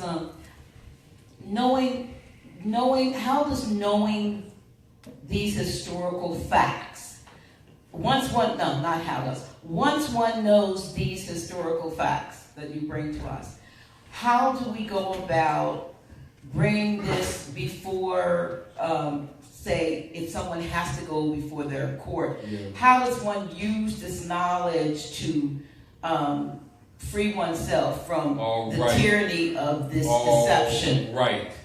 Now, rule in law. What is, this is to the floor, and keep your point and bring it up again so we don't lose the heart of the question. Because I'm going to give you a long answer. As usual. I knew you would. Anyway, in the rule of law, what is the law that trumps the canon law upon which the double stock trust that indentured these people has its root? And that is considered to trump the canon law, trump the Roman law, trump the Angelegis operations. What is that law called? And it relates to de jure constitutional principle. What is that law? Common law. Say it again? Common law. They didn't hear you on the, and hear on the right, and then hear around the Common law. The common law. Caveat. In law, when you go to a law book, what is the nature upon which the common law is recognized when a being enters into the chancery and invokes the common law? And I'm sure that many of you who have studied law and jurisprudence and social science has learned from time to time an emission of this following statement coming from certain magistrates to some persons who perfected different forms of claims in those venues that they're calling courts, which are trafficking auction blocks. As an example, even with one European woman that you all know familiar as of late, and she's not the only one, but this one hit the news very strongly, and so I'm not going to say her name, I expect you to research it, and she perfected her UCC claims and authentication of the birth certificate and all these other processes. And as soon as she went to make a claim on that World Global Estate Trust with her piece of the action, they locked her up, took everything, and removed her family and everything. And when they had ecclesiastical court, they've been telling you all about ecclesiastical court. They closed the doors. She didn't have no representation or nothing. They tried to disappear her. That's what's really in operation. Ecclesiastical court? The court of the Pope.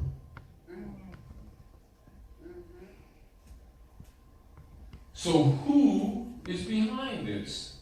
The God of this earth. What did Yahshua remind you all of in the book of Thessalonians 1 and 2? When I was yet with you, didn't I warn you and tell you of these things, that they would do what? Climb upon the throne of God, claiming to be God. So you're dealing with the God of this world being enforced by the members of the round church and the chancel. coming from the Popes of Rome to the District of London to Washington, D.C., exercised and enforced by the Bar Association with its Roman soldiers called Fraternal Orders of Police.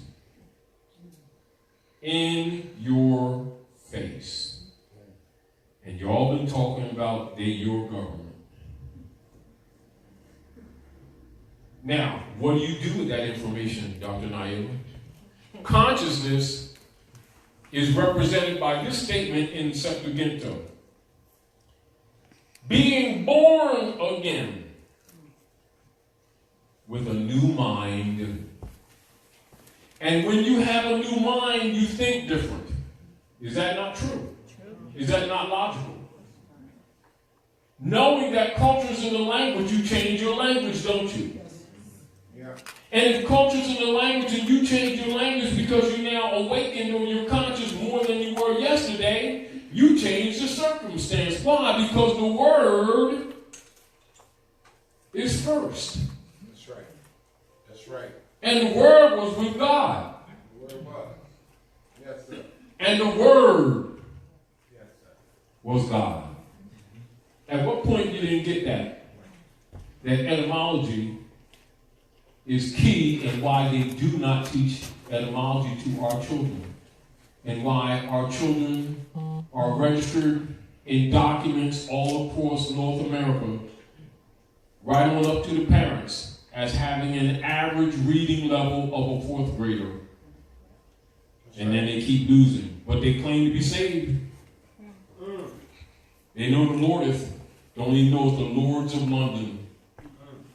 Because they can't read. And too arrogant and self-righteous to admit that they're handicapped. Therefore, if you don't admit an injury, you can't fix it, can you? And the circumstances of our communities tell you everything, doesn't it?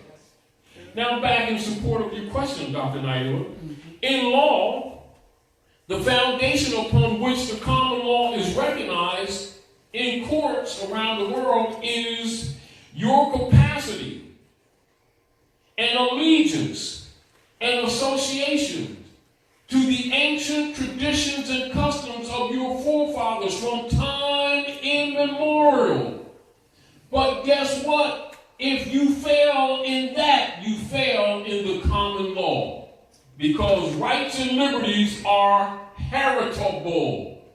Therefore, in law, if you honor not your mothers and your fathers, your days are shortened on the earth, and laws and liberties of inheritance apply not to such persons, for they are declared by law to be colored. That means they're a semblance, a simulacrum, distinguished from that which is real. They have no heirship. Now you ask me, what do you do with this information? Yes. So when you know those things, one makes discernment, because one has now reference information. That means you will talk different. You will think different. You will look at the instruments they present to you with different eyes. And though you may have shades on, you can see. Now you know that that person is not a judge. So do you call him or her judge? No, no. Now you already know that's not a legitimate Article 3 court. Would you start saying, I'll go court and law and stuff? No. Now that you know that they've hypothecated your estate and made bank bonds, you'd ask them to produce the bond that's attached to the case, because it's part of the evidence. And y'all ain't discussed the bond, Deborah. And the finance that they're asking you for, they keep talking money, and that's private commercial paper that's taxable that belongs to the temple realm. It don't even belong to you. And they're having a money discussion. Do you go along with that? Or do you say, read the word? Let me straighten you out, Fred.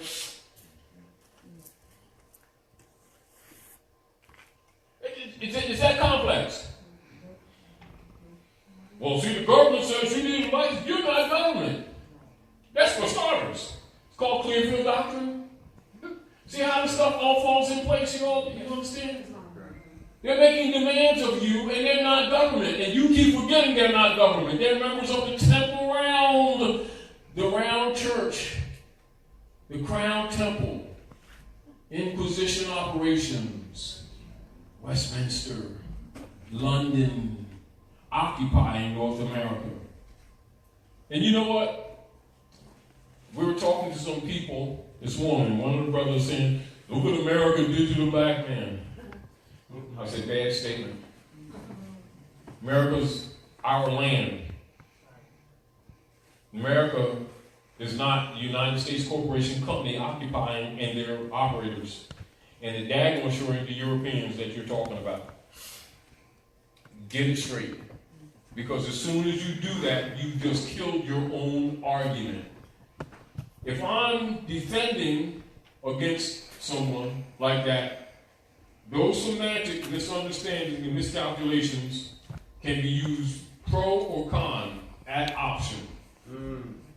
So if some person sitting around coming in some courtroom talking about rights, well, we people of color marched upon the court to make complaint about our rights and the racism that's perpetrated against the black man by America. That whole statement is so extremely incompetent, and yet statements like that are made every day, and they promote them and allow them. Why? Because that person is like a big circular taffy running down the street unwrapped, talking about they're going to make it to the next corner. Most likely, Jenny Craig is standing in each doorway, and they're going to get licked. By the time they get to the corner, they lean. Like when you go to get them tappies and they get to that last part, even though taffy's hard, and then it gets soft and it swirls up a little bit, then they try to work on the stick because the flavor's leaving. That's all that's running is the stick. And we don't get it. And then we start calling it racism. Race is the human species. The human species is known by nations. The laws that govern nations is called international law and constitutions and treaties. And those without a nationality do not come under national law protections. That's right. And thus, in law, can't use the common law as a defense. So many of these magistrates have told many of these people who claim to be black, and even the ones who claim to be whites, when they perfected these processes, say, you can't use that Constitution as a defense because you're not a party to it. And you need to know why you've heard that here and there. Now, back to the question. And I trust that people can look at the different facets of the jewel and see with multiple eyes. Because when you're dealing with the dark priesthood, you cannot view them with one focus, one eye, because they operate from multiple angles at one time. You're here at the House of Reawakening Mind to be reminded of that fact. Don't be uncomfortable, because we've only been using about 10% of our brain anyway. So get real, y'all. Wake up. Be reborn with a new mind. Did I cover the question? Yeah. So Theoretically, you did. So this is what would happen. After coming to a venue like this and learning fundamentals of affidavits. Which we will be having some classes on, specifics. Oh, yeah. Oh, go ahead. See, that's all. This is all that in a bag of chips. But we ain't got chips, but we do have abundance over there. I think that's better than chips. I think y'all agree, because I've seen a lot of plates. I'm trying to concentrate on the thing. Anyway, this is the deal.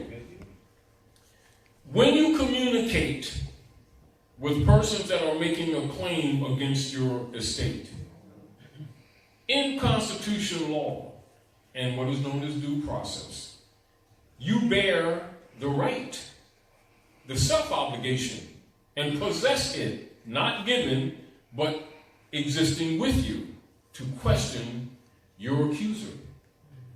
Persons who claim to be judges and magistrates are referees. So when they start talking trash to you, you say, well, hey Fred, hold on. Is you practicing law from the bench?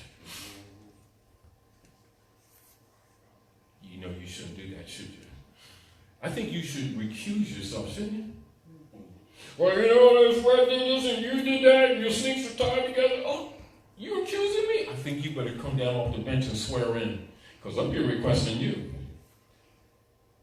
Now, that's how you use this knowledge. Then the person who accused you, the Bar Association or something, and the state of New Jersey said that your sandwiches really don't smell good. Well, the state of New Jersey is a private corporation written on paper. It can't talk, it can't think, it can't act, it can't breathe. It does not exist, and I can't question it. Who's the man or woman in this room that has a claim? Well, they sent the papers in and the lawyers over here represent, that's third party. They're not first party witnesses. Strike all their testimony. And time is flying because I should have been in the movie to see Batman. That's what that knowledge does. See, you don't get into subject matter when subject matter is not founded. Because you start thinking on your feet, unless you're afraid to stand for that which is right. And submit or waive. Well, go into the waiver room. The waiver room. Yeah, that's what the waiver room behind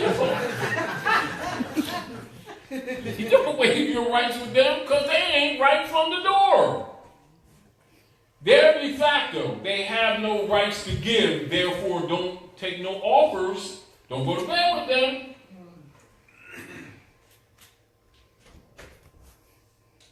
them. Did I cover most bases? I'm trying to. Go ahead. Questions over here? Here.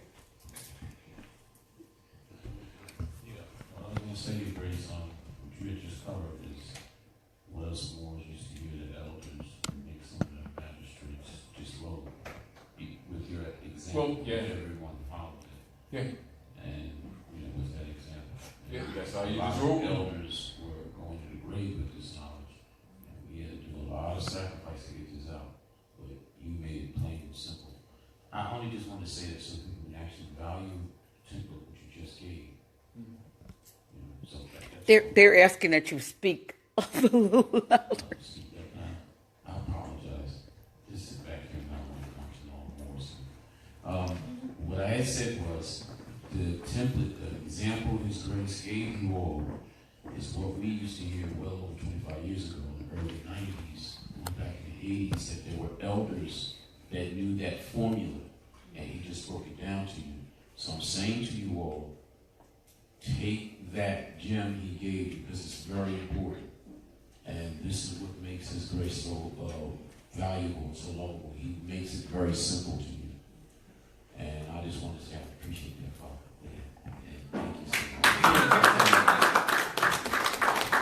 much. And for those of you who do not know who this brother is, this is Brother Hannibal D. Bey. This is Grand Sheik's father. Hannibal. This is his father. And he is Grand Sheik's son, eldest son. And my father in another. And his father from another incarnation. Now, the deal of it is to learn the truth about nationality and about birthrights so you can discern this information and exercise it. It is not just a statement said by Noble Drawley. For what we discussed are national principles, enforcement, national and governmental principles, exercised. We only talked about an aspect of it. Are we clear? But one of the major things that we must all remember is that it doesn't arrive with you with government. It is because of its existence in divine law and nature that we assemble governments to secure and protect those rights, which are called birthrights, unalienable rights, not transferable or sold or sellable by government. The U.S. democracy platform, which was set up in 1861, where they set up for themselves a kingship oligarchy, was put in place to abridge exactly what I just told you. Therefore, you must be conscious that the Crown Temple Church is in place to undermine the Republic and thus your birthrights. Their existence is for that purpose. It's not a circumstance of their activities. They were established to do that. Just like a car was designed to go forward and backwards, not oh dang, this car goes backwards. It was designed to go backwards. Really? Uh-huh. Man, this water wets me up. That's what water does. As well as quench thirst and do quite a few other things. Really? Like, yes. What is there? Breathable. For that too.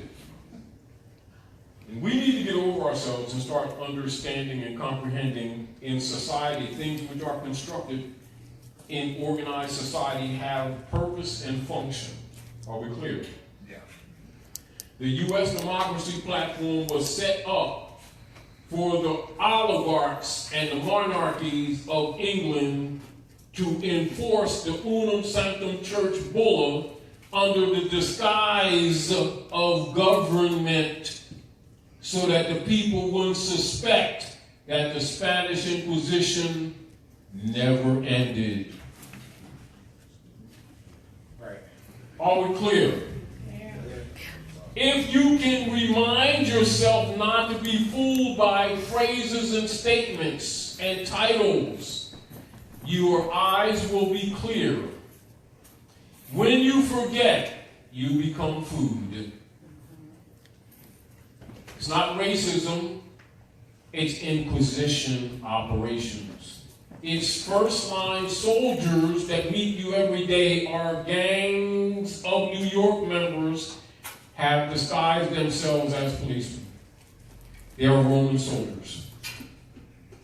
Its behind-the-scene enforcement members are the bankers and the lawyers, esquires, who really are turners, members of the Temple Round Church of England, who own, with the popes of Rome, the United States Service Corporation company that's been occupying North America and has been fronted to people who don't know politics or civilization, been fronted as a country. And they have succeeded in dumbing the people down to the degree that the average person, with all their intelligence and so-called spirituality, can't even see it. They have eyes and cannot see. They have ears and cannot hear. And a rescuer came for them some time ago. His name was Yahushua. He came amongst his own, and they received him not. Matter of fact, they only call him by his name. That's how much they don't love him. But they always run around talking about Jesus. Ain't got a sandwich yet, though. Reverend Jones got a $3,000 suit, though. Oh, I just talked to him. He was with Bertha. She sang with the choir. Bertha Butt, she's one of the Butt sisters. Spending Jesus had at Macy's. Oh, I saw a dollar store too. That's where we hang out. That's where we hang out at. Go ahead. But people, the reason why I guess I pose that to you is because so many, after listening sometimes hours and hours and hours of your teaching, and you know, you and I talked, and you tell us about redundancy, because being redundant, eventually, it took me like 5 years to get some things. But I still get questions, and people are saying, well, I tried this. I mean, I heard someone wrote me today and said, unless they can demonstrate what that try is, what they actually question is still plausible. For instance, a person said that they had their property in trust. They didn't say when or how they put it in trust, but despite it being in trust, they took the property. This is for everyone. The first thing people say when their property is in trust is not the property. The first thing in law is their status. What's their status? Wait, see, this is back to why do you there's an assumption that people make. You know what? I got in the race, you understand, and then I was really pedaling really fast. But the cars kept passing me, and everybody kept passing me. What was you riding? I was riding the wheels. What was your wheels? Tricycle. Belonged to my niece. It had training wheels on it. Well, where was he at? On I-95. Did you expect to win? What do we tell people when we begin to give them this information? In law, the first thing in law is status and estate. Status and estate in law are equals. So when people start making statements like that, with all due respect, you don't get caught in the emotions or let them put a guilt trip on you.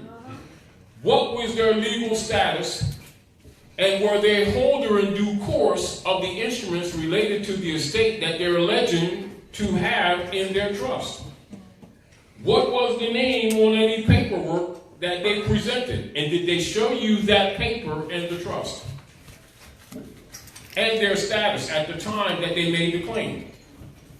So someone is saying, so if I am naturalized, they can take my home? Naturalized is not part of the human family. That's property. I know they said naturalized, not nationalized. They said natural. Maybe they made a mistake when they said that. They're corpse. They're naturalized, that's a corpse.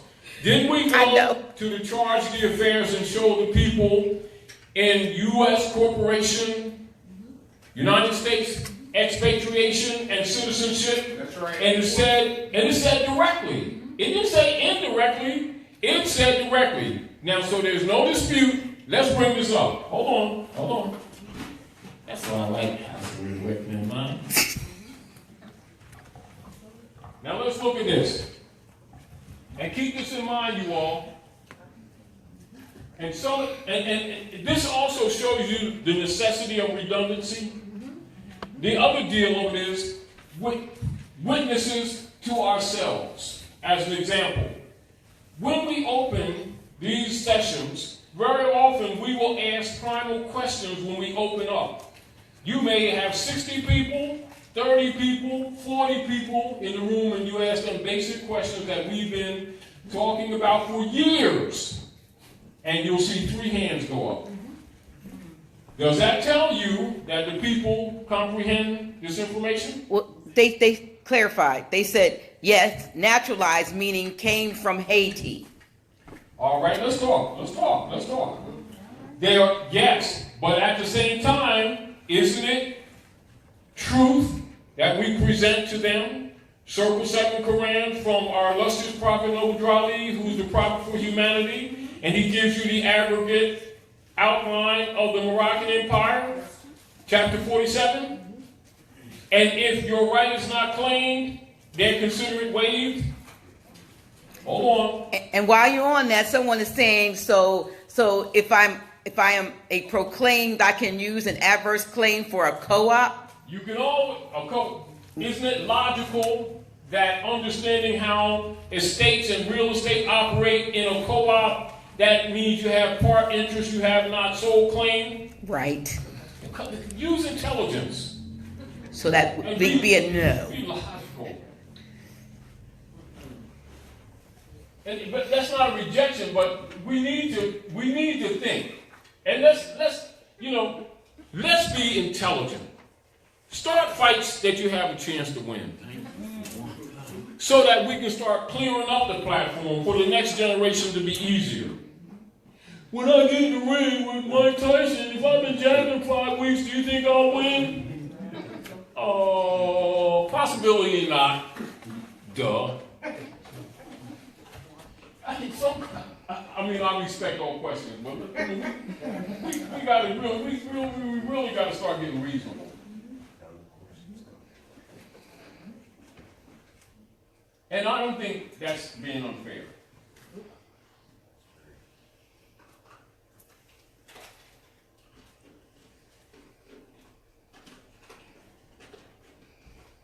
Now, and this is also with certain persons who've been selling people naturalization. Noble Drali came and told us the truth about our nationality and birthright. And he told the Moors, if you don't do anything else, declare your nationality. Is that not true? It's true. And he also said, help me in my great missionary work. So he's telling you what the missionary work is. He said, bringing my people back into the constitutional fold of government, enforcing our Constitution for the United States of America. Is that unfamiliar to any of you? Therefore, when people even act like they don't know what the Moorish movement is about, does that say it's about worship, or is it talking about an estate and people's rights and liberties? That's at the core of the movement. And anyone who denies that or tries to say it's something else is lying their key stores off. So let's go. Let me bring this up so that it can be seen by all. So I don't want to just talk trash. I'm going to show you. And I want to increase this. And understand, when I did the booklet, I did this just as the type. This is a picture type as opposed to me typing it over, because we have trolls that keep on trying to tell people that this stuff don't apply to you. Citizenship. I want you all to read this with me, because I know that you all may not be able to see this on the camera. But for you all in the room, let's read this bottom part of this page. And it's 115 of the Constitution and Treaty Book, which I prepared for Moors, so that their concepts of understanding and comprehending that treaty law is constitutional law. Are we clear? Because you have a lot of trolls telling the people that they're not. Now, this is citizenship of the United States, expatriation, etc., page 459. Now, let me make this a little bigger, because even though I got spectacles on, I know even people with spectacles sometimes can't speculate what they're expecting to see. You know, so, and for those of you who have it at your convenience, you go ahead and use magnifying glasses too. Citizenship of the United States, expatriation, 459, that's the page, chapter 5, temporary provisions. Now, what's the country y'all see right there? Morocco. Now, what do you see in the title? Citizenship of the United States. So is that a separate jurisdiction? So this is a subtitle of law operations of the United States, isn't it? Is that hidden? No. Does MOORSCCO spell Mars? No.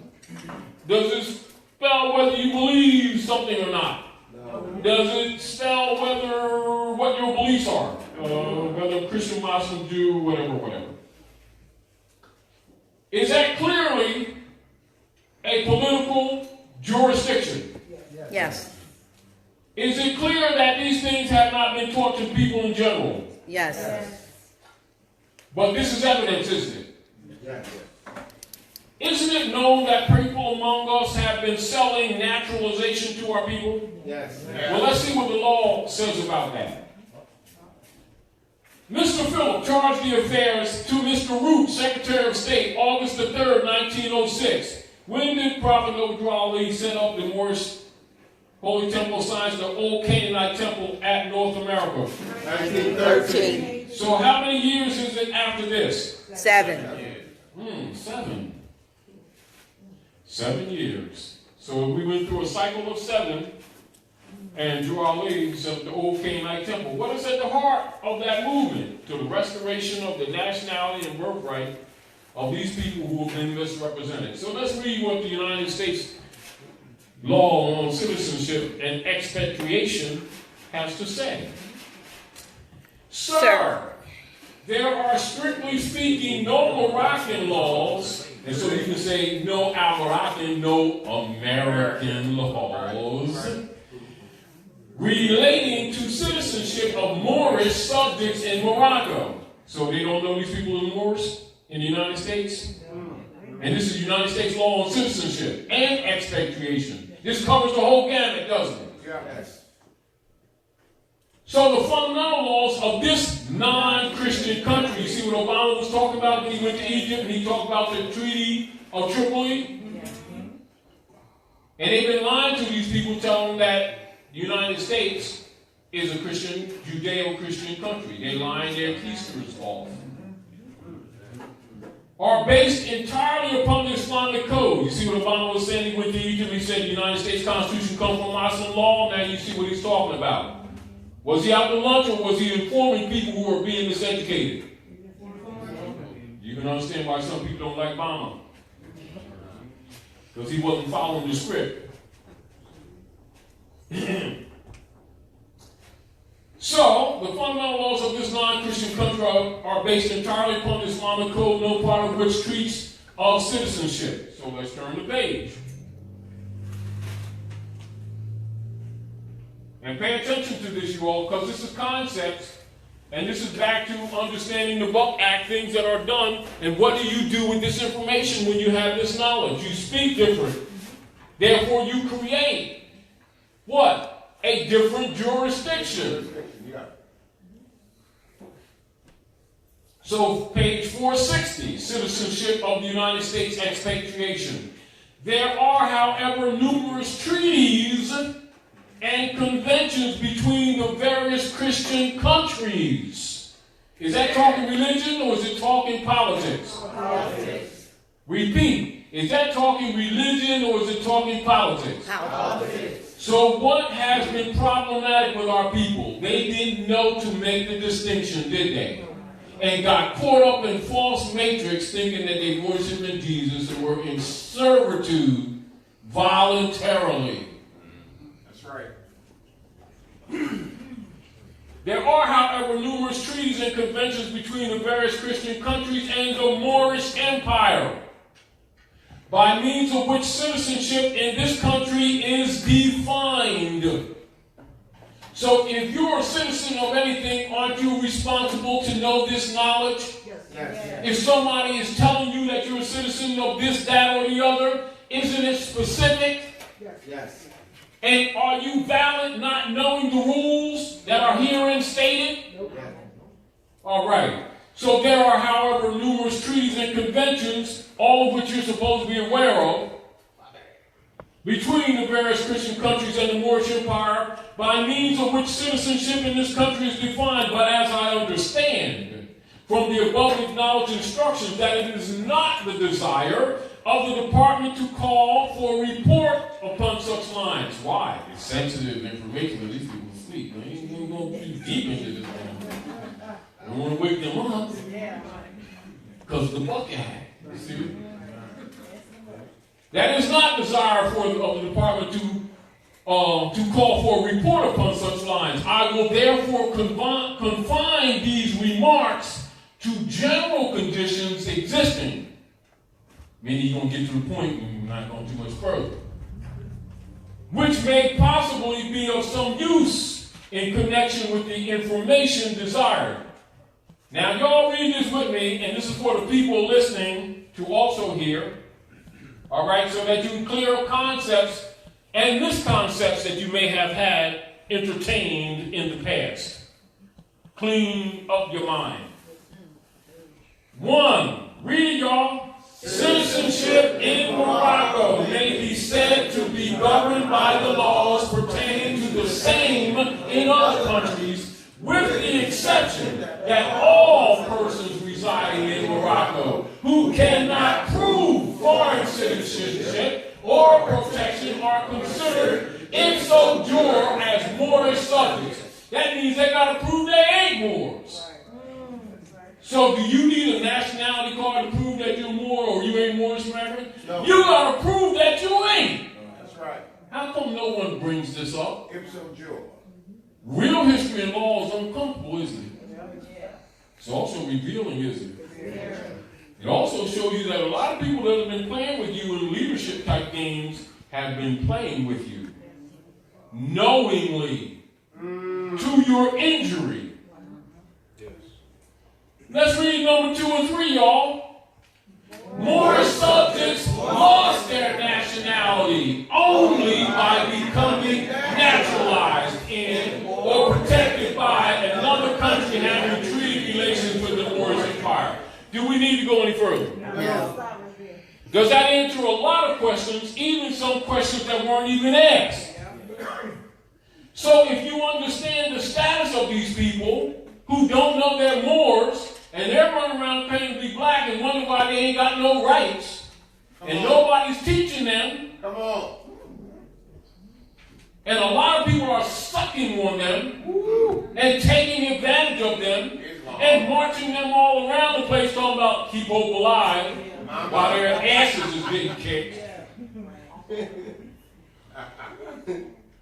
No, let's be real, you all. Do you really love your babies? Do you really love yourself? Do you really have respect for those who have gone before you and sacrificed? Who weren't educated, that didn't know these things? Well, you can read, y'all. What does that have to do with your beliefs? That's your pedigree. That's your bloodline. Failure to claim it is failure to claim your inheritance. That's right. Now you understand why Drew always said that you don't do anything else to declare your nationality? Because without that you have no claim. Is that not logical? Because the treaty is between what? United States, which is a subdivision of England, and the Moroccan Empire, which is under occupation. Now you see why he didn't want to make an extensive report on those lines from the department? Because they'd have to do what they do at the House of Reawakening Minds and explain it to you. So when you get certain amount of information, certain things become what is called self-evident. They can't be taught. They must be realized. Rights can't be given. They must be claimed. Because no one has them to give. That's right. You have them to acknowledge. Failure to do so is called abandonment. Now do you see why foreclosures are called abandonments? It's an estate. And they're discussing money with private commercial paper. See where the problem is? You've got to clear these things up with people. And if we don't fix that, the rest of the conversation is dead. Now, whereas we might accept it with each other because we know where we're trying to go. We know that we're trying to fix this. But someone who's taking advantage of you is not going to explain this to you. They're just going to take advantage of you. If you get into the ring taking selfies, do it all the way around with every round. But when the fight's over, don't take no more selfies because you're going to have 2 black eyes, 3 teeth missing, swollen jaw, and limping to the corner talking about the ref jumped you. Lying. And this is pretty much what we do in society as a people. We artfully complain how they mistreated us. We artfully complain how our rights have been abridged. But if questioning what those rights are, we start making stuff up. If addressing the things where the problem is like this, they come up, oh, that's that Moorish stuff, ain't got nothing to do with me. You think the world feels sorry for these people who always talk about Jesus, God, Allah, Moses, Muhammad, and they know the Bible, the Quran, the Waspi, the Vedas, Pentateuch, Hexateuch, and they know all this stuff, and they're really spiritual, and they're just taking a breathe by the pyramids in Egypt because they made 2 trips, and they don't even know their bloodline. Go ahead, Dr. Nailah. Bloodline comes to mind. I don't know if you and I had this discussion, but can you discuss the fact of the conspiracy that's going on with the DNA testing that is giving people all of these, you're part this, part that, everything, but it's always to disconnect them from the land. And then because everybody's running out and getting this. And then what do you see what Europeans keep doing? You see Europeans saying, particularly when the middle class has been thrown on the bus now, and they'll make ponytails and stuff, start wearing beads and stuff. Yeah, my great aunt was Native American, so I had Did you remember the DNA test? Yeah, I know because my father was French, but really he was from Louisiana Territory. And his grandfather was Cherokee. They're claiming your stuff. Yeah, our people is out to day on much. Look at this. not true that anthropologists around the world are known to say, and genealogists, cut and dry and not disputed, that the entire human family can be traced back to the African woman? Yes. So how the hell that you allow any foreign Europeans occupying your land tell you you came from someplace else when we were on the planet? If you go to the center of civilization in central old Africa, which they call Old Amexem, they say Olmec. That's right. You'll find heads that look like Fred down the street that are beyond thousands of years old. That's right. And beyond those thousands of years old, that are older than any finds on the other side of the water in Egypt, Nubia, There you go. Sumeria, That's right. and everywhere else. Right here. At the north, at the central, and at the south. Put hand on. Stand up. Yes, we go. I wanted to add on. First, you do the moonwalk. Okay. I wanted to add on what His Grace was saying. I keep repeating it. We must understand when we first touched down on this planet as a refuge, it was on this landmass. This landmass. The technology of the pyramids, that was actually used to power our ancestors, our forefathers' ships. That's why this was the continent, it was the first continent that had the oldest pyramid on the planet. And here's another little tidbit. Our ancestors sat on it for eons before they started using it. All right, His Grace is going to help me formulate some of my classes that we used to do back in the day, bring it up to speed to this so I can present it to you and just give you a little bit more of the history. But I just wanted to highlight what he is saying. You must understand, we got to stop giving the Europeans too much credit. I keep telling the individuals, the father is actually going into it right now, telling you about the DNA thing. It's like, for one, they locked up that whole field so they can give the interpretation. No different than what they do with archaeology. And they so quick to call you Negro or what have you. You'll notice they will not let any Asiatics get into that field. Here is a story my ex-fiance said, and I actually met her through Round Table. We used to have it in Camden, New Jersey. She was a Panamanian background. And she recognizes being Moorish. God rest her soul. She was in college at the time, so this is her mid-90s. And one of her friends was studying the so-called Egyptology. So I'm going to make sure I tell you this story, condense it, and then you tell others. Make sure you remember this.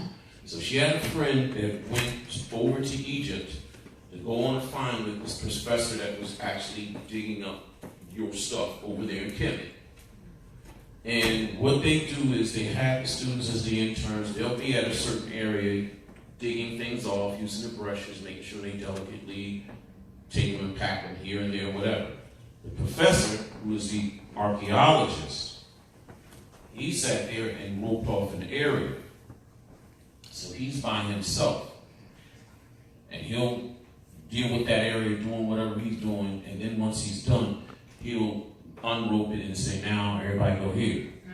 All right, so Gabrielle's friend actually didn't follow the rules. She went past the rope. Walked up on the professor. You know what he was doing? He was whitening up the damn artifact. And she said, what the hell are you doing? You can't do that. Oh, you did. Put her unconscious Asiatic behind, back when a flight plane came right back here real quick. And that's what they always do. See what I'm saying? And when she told us that, we was like, wow, now that may have been recorded because we used to have people come and see us and do our lectures, so I don't know if anybody bumped that up. But I want you to know that was told to us in the 90s, and that happened in the 90s. All right? But always know that they're locking up the archaeology, like you're saying, the Olmecs. They were your Lemurian ancestors. You're Moors because of your ancestry of Lemurians. Everybody else in the metaphysical circles, those Europeans, call themselves Druids, whatever, that's you, because you went over there and taught them. They call the Lemurian race the God race. That's right. All right? That's right. Your different civilizations of Atlantis and Pan, that's under the Ark. Because what's the name? Shift. The earth shifted. Okay, so anyway, I keep reminding the people, Yakub Kokashis Peshitis was a Lemurian. All right? He had scientists. Right. He had 12 Lemurian women scientists that helped him with that experiment. So when you hear Moors say, oh, that they're Moabite, no, they weren't Moabite. Moor came after the experiment. Because remember, once he perfected it, he started here in this landmass, the Kentucky area, and the Lemurian government was concerned, like, all right, we're going to make this new creation. His purpose was this. We were in the photon belt back then. That was a good 10,000 years ago. We came out of it. Now we just started going back into it. His premise was he wanted to have our ancestors to survive and to be able to partake of the energy, the cosmic energy that was going to affect us planetary-wise, because you weren't going to be in the photon belt energy. Now you just got back into it. All right. So what he did, and you got the clock to this, I'm just going to condense it real quick. He finally found a being close to your divine ancestors, which was the Negro Javero Rabo. That was the chimpanzee. That's where you get Negro from. So 40 years to complete it. And we go back to the Lemurian government. They actually say, yo, this sounds all right, but you might create a new damn disease and wipe us all off the face of the earth. So then, in the Kentucky area, he took it down into the Mexico area. Which is Lower Egypt. So the reason why it's called Mexico is because it makes Moors. Mixing. Then he continued to take it past the equator. All right, you know, you got the Tropic of Cancer, equator, Tropic of Capricorn. He took it past that and took it down to South America to finish up the experiment. Patagonia. So now, once he done that, took him 40 years, he created a new being. This is why you don't call your little ones kids. These animals. It's nothing personal. Your children, brother, but they have their kids. You have children. I, speaking to you as being a magi, but also a hypnotist, you notice those who get to know me, I address you as cherub. I'm stimulating your fallen status. You're angels. So I call you, until you prove wrong, act like a fool, then I'm going to call you the imp or a minion. So, once he completed, then he started to make its mate, the female. And darn if he found out, he did create a new disease. This is Syphilis, gonorrhea, and tuberculosis. That's right. and then here's another. Nice. There you go. What was that? Because that's in my personal cipher. I sent it out a couple years ago. Look it up on the Wikipedia. I'm looking for a particular little pretty crab I seen. It was blue and red. I said, oh, let me see this. I think it was from the Life of Pi. Let me go to the thing. I'm going to see this. And all of a sudden I get lights coming. I look up some lights. And then I'm looking at some, it said body lights. I was like, all right, well, let me look at this. And it actually says a primate's pestilence. But they don't know how it got into the human kingdom. Yes, they do. And I said, my God, I said, they just sat here and admitted with C.M. Bay, your colleague who wrote your Zodiac Constitution. He was a student of Noble Drawley, registered your work, 1947. Library of Congress. Library of Congress. I'm going to show y'all. This is also part of it. Y'all supposed to get the nationality. You're supposed to record it. Turn this way. You're supposed to retrieve this to back up your nationality card. It's another reason why I say my argument. You got Igors that claim to be Moors, and they're trying to put you back in slavery. An Igor took this off the registry. So if any of you hear them talking crap about my father, you shut them down and you say, go after Nakeem Bey. Why? He's still breathing. Get him to put it back on the registry. I didn't mean to give you that whole PSA. But so,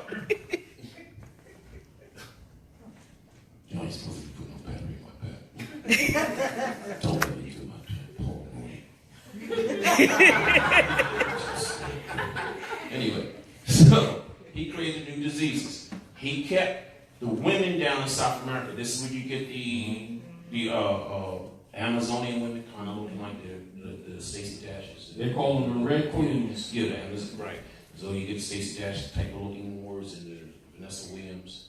And we kept the women down in the South America area, and then we took the men, and that's what made the Greek civilization on the island of Palau, whatever. And that's why you see their artifacts, they got a lot of men together, and because they ain't had women. But we kept them. Now, our ancestors, being the corrupt that they were, had a great abundance of these new women. We then took them to the different colonies around the world, and this is where you start to get the Moorish nation. All right? So now, know this again. Let me backtrack again. So once he created the new beings, Father Moruaki Neil said, well, you did such a great experiment, and these children such a beautiful bouquet. I will now rename you Israel. That's where that came And these will be your children of Israel. So I also tell you, Moors, when you come across the Israelite Hebrew, you tell them, all right, they say, we ain't Moors, we Hebrew. You like, brother, you're admitting you're Moorish. That's the whole Why are you family. saying, when you're saying you're Israelite, you're saying you recognizing the Yaquubin experiment. It's the whole family, You're actually, children of, yeah. including the hybrids. Now, right, so now, you must understand this.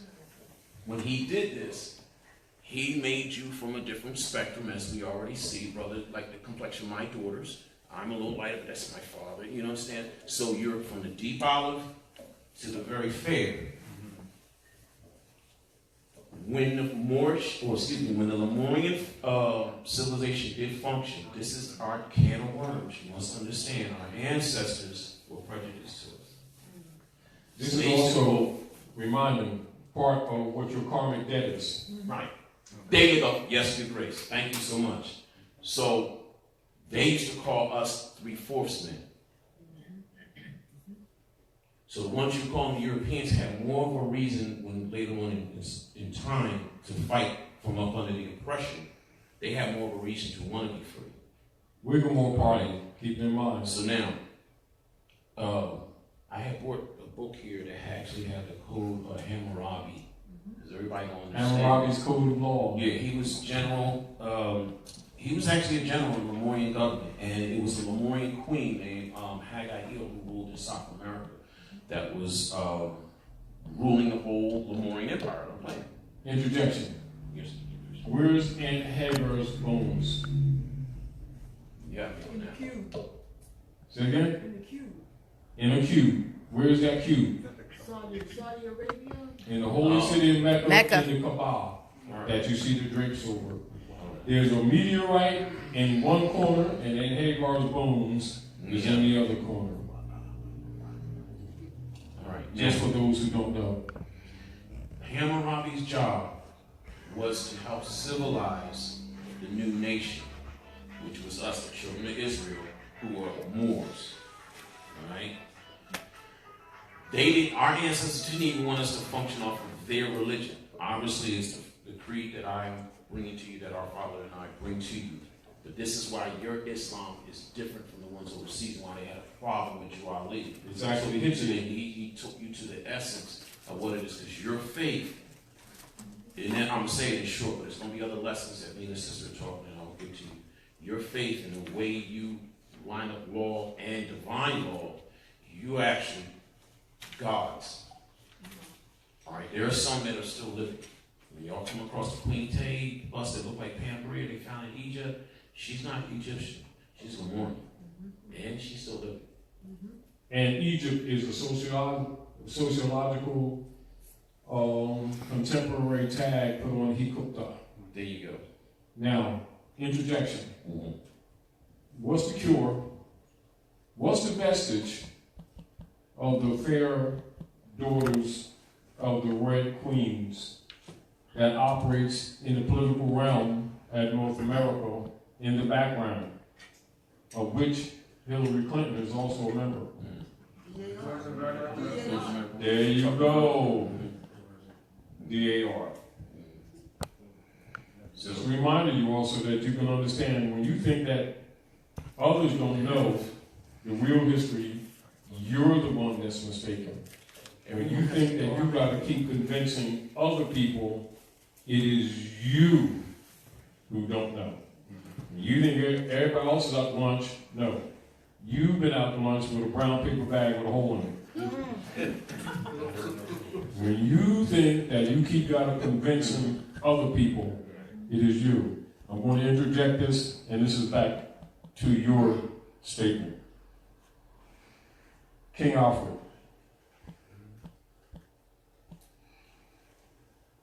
Executive Order 11490, Military Operations, U.S. And this is in relationship to the politics, back in relationship to your last question. Okay. Bringing us back in point.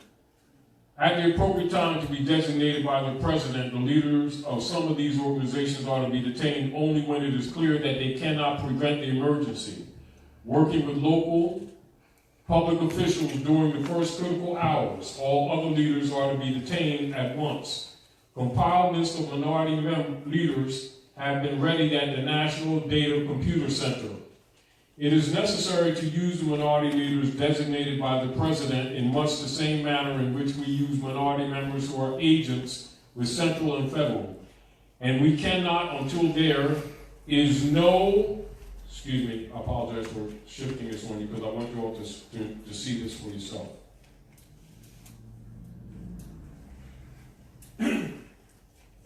Working with our political officials during the when it's clear that they cannot prevent the emergency, working with local public officials during the first critical hours, all other leaders are to be detained at once. Compiled list of minority leaders have been ready at the National Data Computer Center. It is necessary to use the minority leaders designated by the President in much the same manner in which we use minority members who are agents with central and federal. So you can see why your so-called minority leaders never solve problems. And you will also see how Europeans deal with them, and why most of them, including the trolls, really have handlers. And if you don't know the politics, you don't suspect it.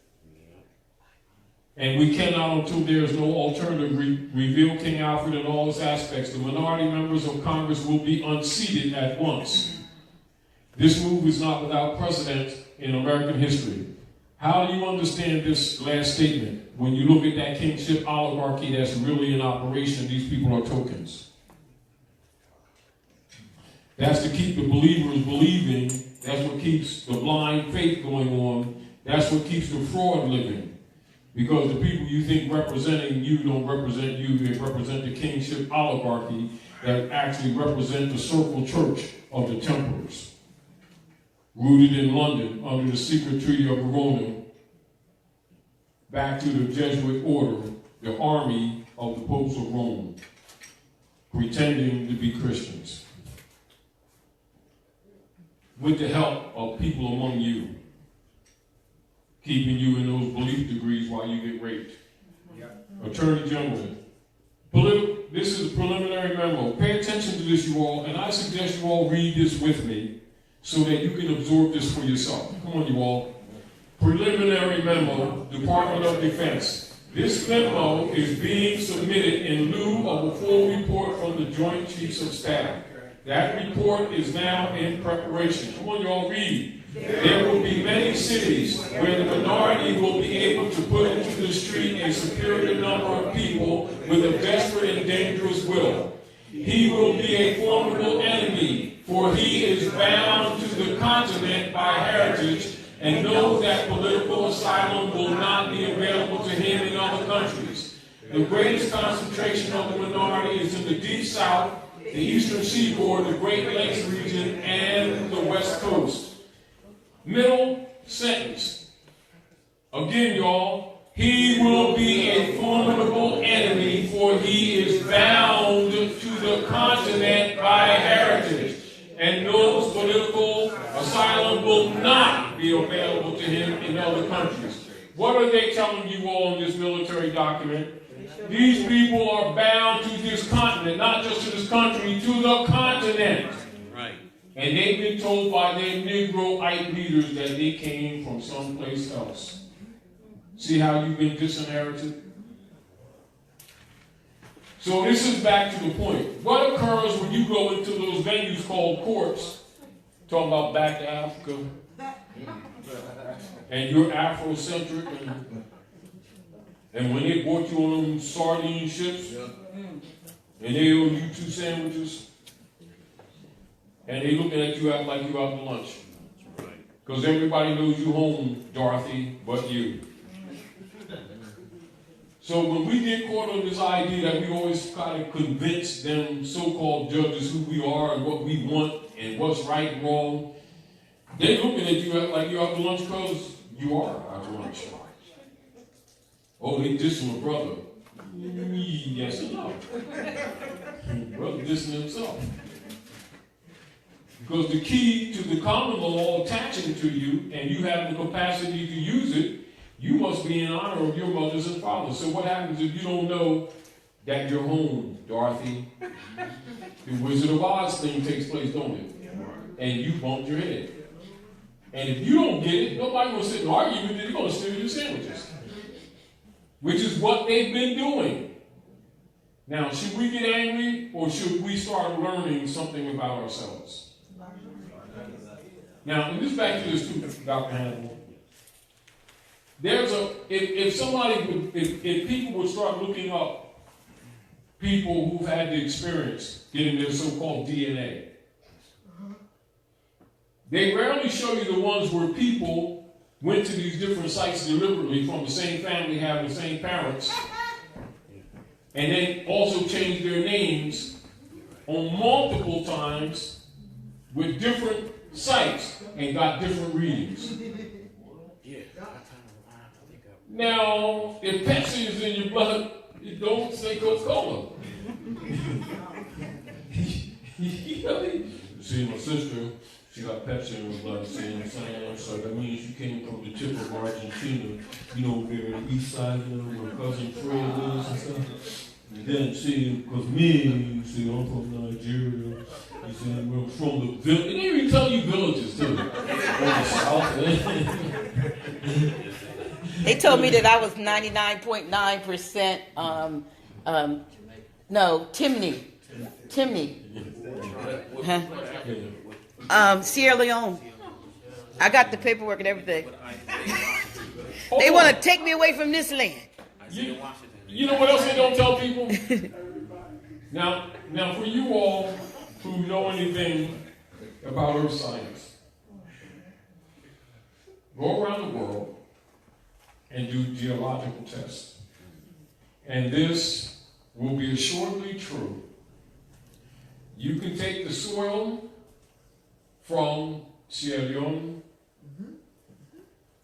Morocco, the Kingdom area, Tunis, Algeria, and go right to the coast of Mexico and the land of flowers they call Florida, and the geological drainage is absolutely indistinguishable and identical because it's set right there before the Great Earthquake, before the Cocoa Shift. You from where over there? No, from Florida, that's where he's from.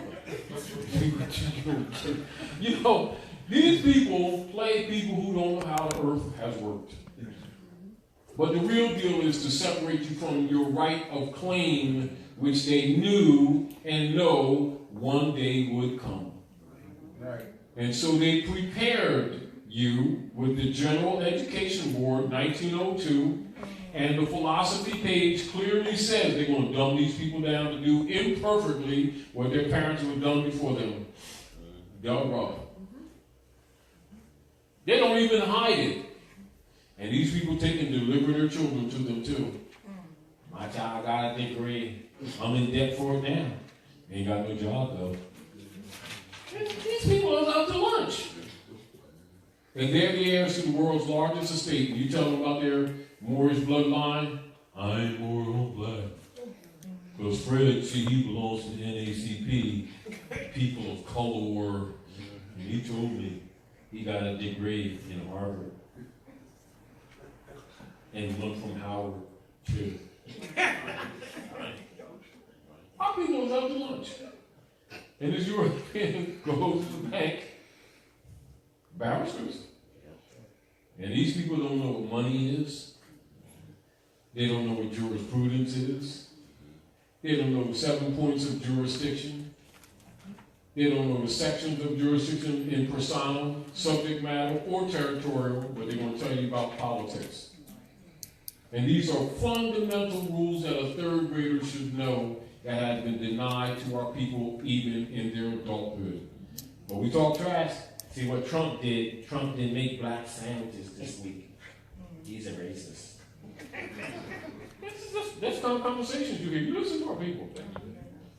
Trump don't like us because I heard that in the mainstream news. There's more Asians working now than Trump been than they was working for 2 minutes before. Our people don't understand anything. And he's really dealing with a corporate entity, not a country. They may be doing some contracts relative to the occupied country. But they're not a country. And our people don't get it. And this is again back to how this information is used. It's used because you discern things. The greater interest for us to have knowledge is to stop going out into the world exercising life in an incompetent and dead status. That's why you're given this information. We can't tell you everything. We have you to depend on you to educate yourself in areas that have been hidden from you, which is why we bring up subject matters that others stay away from. They stay away from it because it uncovers the system, which is thoroughly corrupt from the top to the bottom. And currently run by Unum Sanctum policy, which is called the Buck Act, too. It's just a contemporary name for the operations of Unum Sanctum.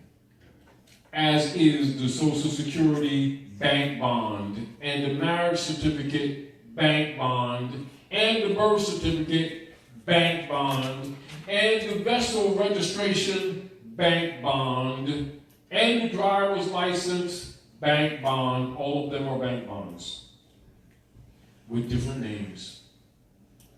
And so you've been buried in extenuating, fictional, misrepresented equity contracts that fail in all legal designations of contract.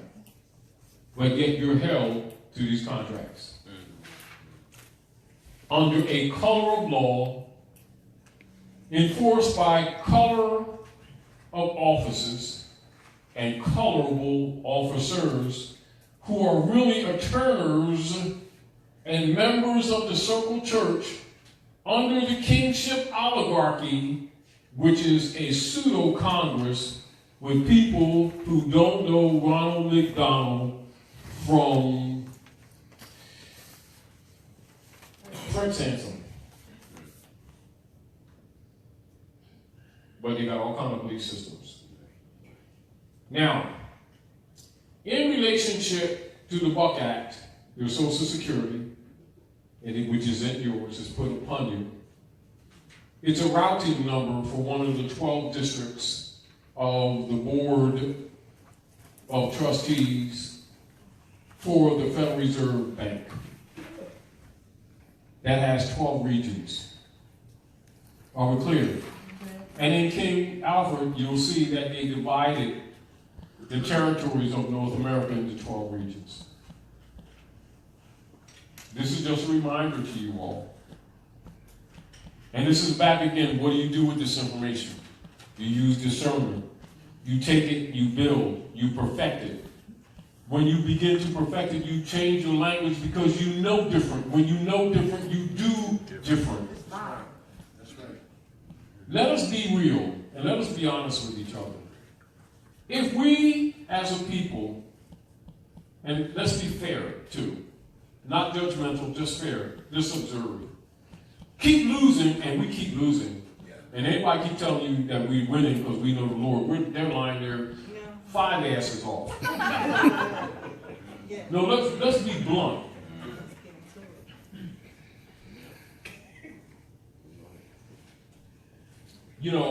we need to start reassessing what we do, what we think, what we speak.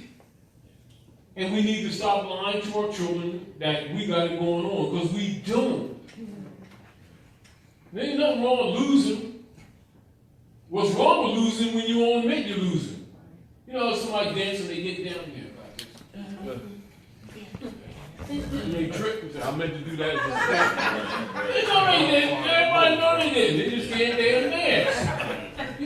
Let's be real. Because we do this stuff. We do. Especially boys. When the girls around, we on the bike and stuff. Yeah. We do stupid shit. Stupid stuff like we ordinarily would do. Put boards up on milk crates and we're going to do the evil Knievel thing. Tricycle. Bust your head, lift and everything. That didn't hurt. Leave the bike and go in the house. Come back up. Swollen everything out like it didn't hurt. Now it hurt. We go out in society every day as a people. Get screwed, taken advantage of, profiled, everything else. And because we're too proud to admit that our idol gods didn't save us, we start talking about what the devil did to us. They're racist, and the reason we're poor because we got dark skin. Like that has a correlation. And a whole bunch of other stuff, everything but what is real. Because they don't want to deal with the fact that it's the Buck Act. And that the Buck Act is really unum sanctum. And unum sanctum was really the Spanish Inquisition. And by sequence of years, they take the same policy, give it a different name under a different administration, and carry out the same law, and it hasn't changed. And it's human trafficking. And they have traffic court to just make sure that you know that you don't pass the bar or the corner without paying room. So they pretend that the devil did it, and it ain't Romans, the same way they pretend that the devil lynched Jesus when it was the Romans. In the same way they're going to talk about the devil did this and that and everything else when it was the priesthood that delivered Jesus to Rome. And a child can see that. But these lying adults keep on perpetrating the fraud on the civilized world and wonder why nobody trusts black people, because they're lying hypocrites in pain and won't admit it. Therefore, no one comes to their rescue because they're damn arrogant. When someone doesn't know anything and they're innocently without knowing, someone can have compassion, come pull their coattail and school them on how things work so we can make life a little better. But when they act like they're the only ones that God made, they know Allah, nobody else do. They talk personally to Prophet Muhammad, got his iPhone number, and Jesus is in the corner talking to me yesterday. But after I bumped my head when I got up, he went to the bathroom and he was in the mirror talking to me. I know. And then start speaking in tongues. No, he's speaking in tongues because he got a damn concussion. Stop. We need to stop lying. And it doesn't mean that we should look at these things. It means that we need to start being honest and clarifying things. Looking at things for what they are. And we're strong. Let's work with the intelligence that we have to fix it. But sincerely. And when we don't know, we don't know. Stop acting like we know things that we don't know. But we should know that which is knowable. All right. Are we clear? Yes. And we should know about those things that are in place to lead you to knowing. Like etymology, the etymon, the seed to words. And since we most will not disagree that the word is God, why do they keep rejecting the etymon principle that should be taught in the 3rd grade? Because there's that Moorish stuff. When the Moors are known to have preserved ancient civilization for the world and taken it to the world, and the Europeans that are running the world now refer to the Renaissance that the Moors brought about, and they're running the world with Moor science, and the Moors' descendants want to be black and complain because they ain't got shit. No, excuse me. No, I'm serious. At what point are we going to get serious about life? All right. And get honest. Really, really, really. And I do know this. My experience of dealing with people around this country and talking with people off this country, that we have a status where most of our people are so busy trying to protect the images of their clubs and organizations that they, in the face of truth, will deny truth while the evidence is clear and indisputable. Just protect their belief systems and their clubs that they belong to, and condemn people who have the courage to look at things for what they really are and have a desire to try to fix it. Rather than help to fix it, they'll try to find that whether your sneaks are run over or whether your hat is really from Gucci, some kind of stuff, rather than deal with the truth and have some love for the children who come and those who we see running around with these little beautiful coats and flowers and bows, knowing that they're in an ugly world with ugly people that eat them, abuse them, and stick them with needles of poison, and then pretend the miseries of the planet came from some devil when it's some man with the number 666. And it's the number of a man, not some spook in the wilderness. And they pretend that they don't see them every day. Well, I say this. Buck Act, Social Security, marriage license, birth certificate, driver's license, all bank bonds provable, all on the stock market provable.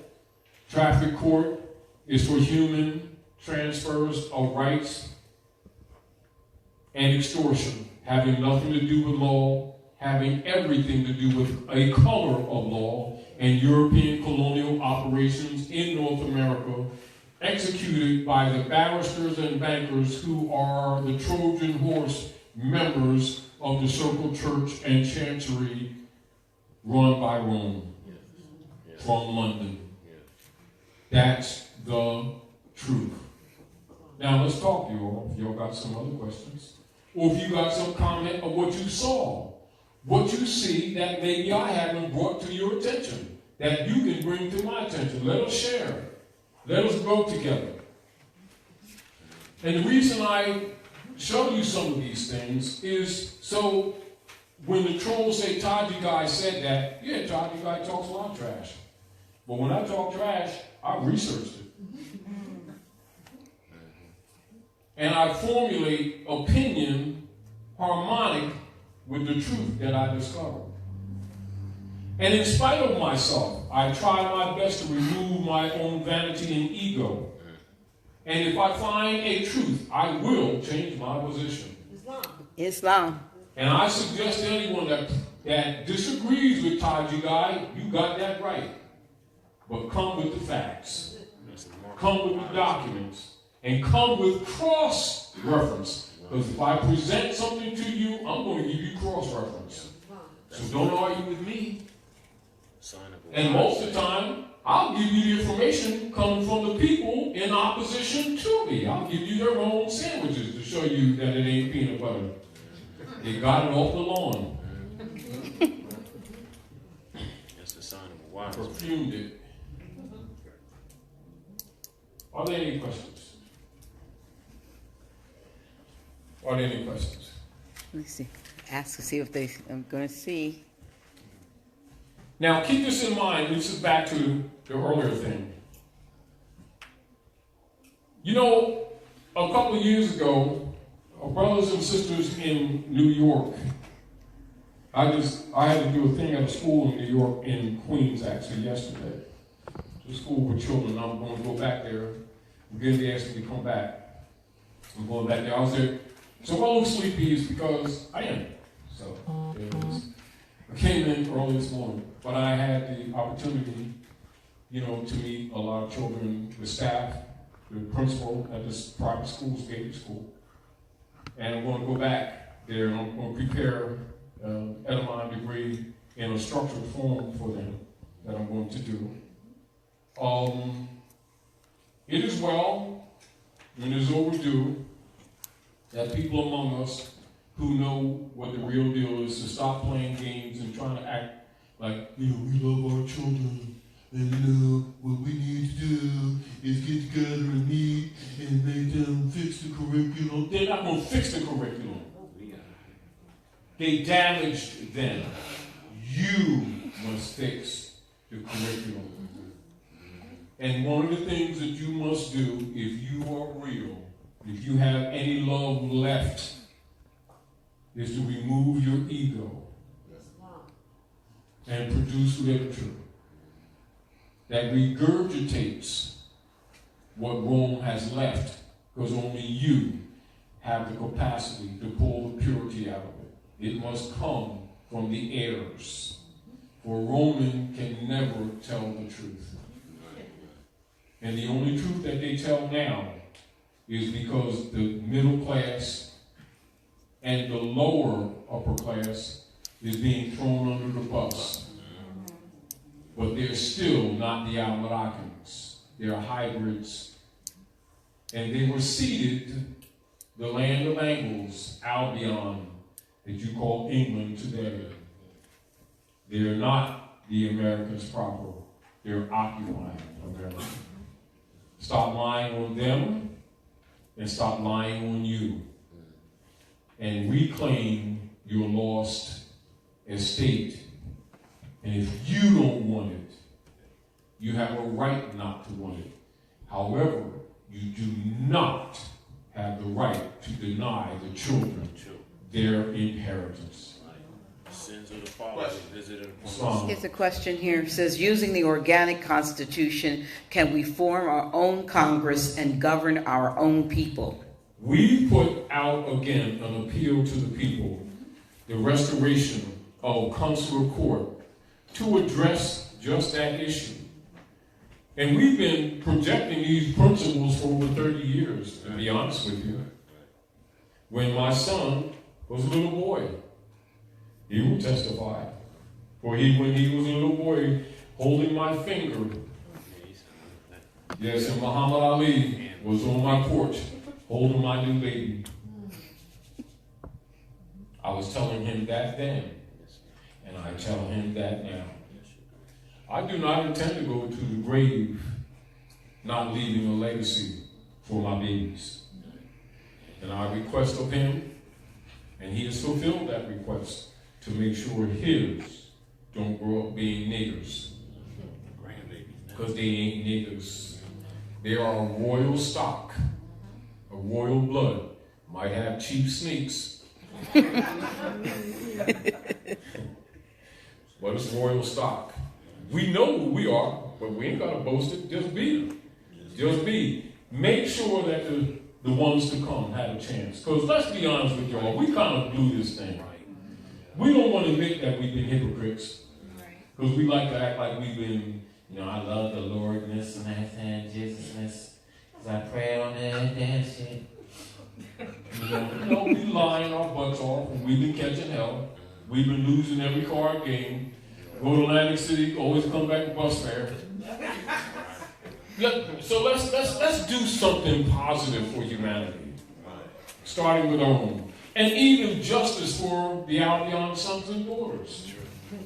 For their rebellion has been based on much of our dishonor of our own law. So let's justice for all. Isonomy. Go ahead. Are there any plans to create a Moorish school in New Jersey? Yes. The person who just asked the question is an initiator. No, let me tell you how spirit works. This is how spirit works. That's right. See, we got to change the way we think we've been thinking. Yeah. When the spirit speaks to you, the spirit says, you walk down the street and be cool.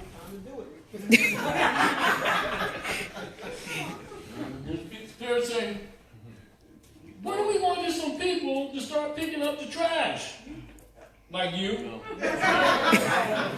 Thank you, Your Grace. That's the beginning. Thank you, Grace. Thank you.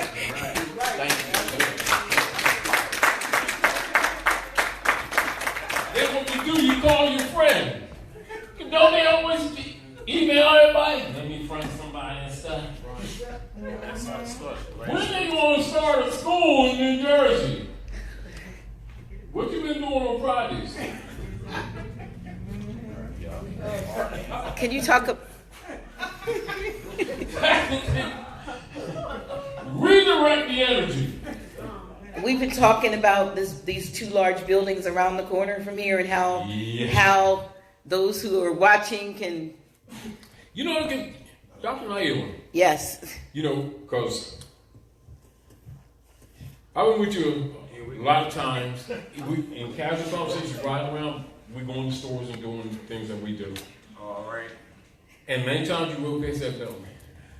Just like you got this camera here, what we're going to do is go around there and taking pictures of them and put them on this. Now, this is empty schools. It look at even says high school. Middle school, high school. Come on board,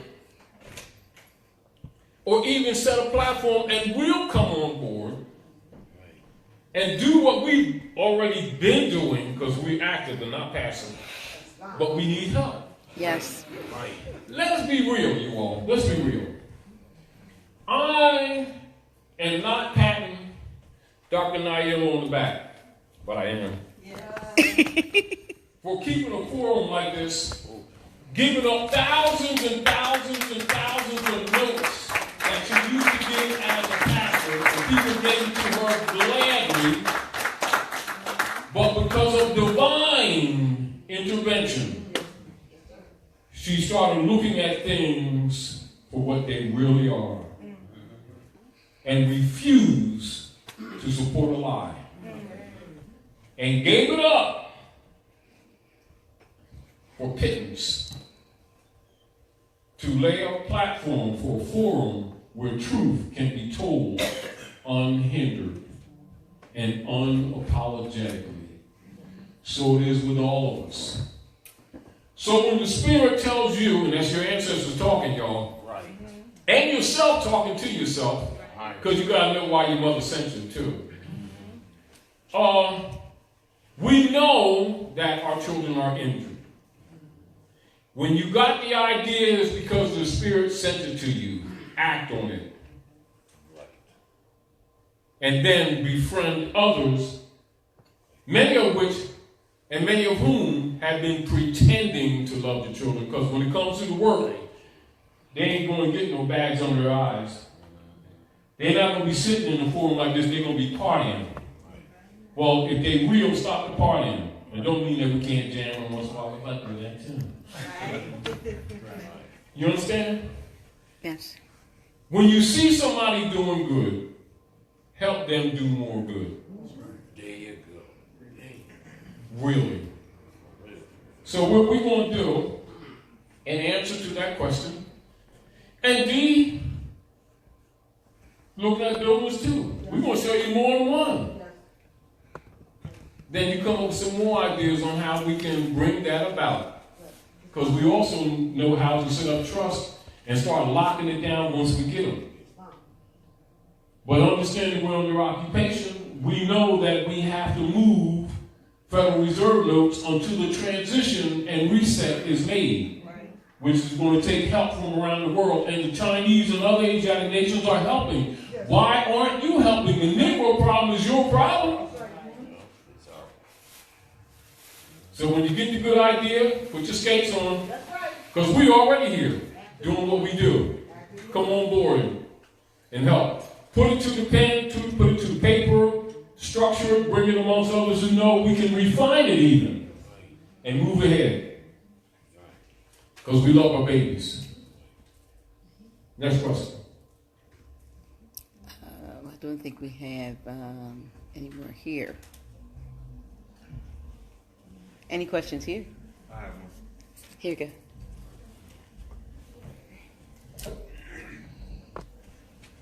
Islam. If we go, Stand right, because they got gotta hear you. Okay. If we're in church already, how do we wake up and not stay asleep? Why should you wake up?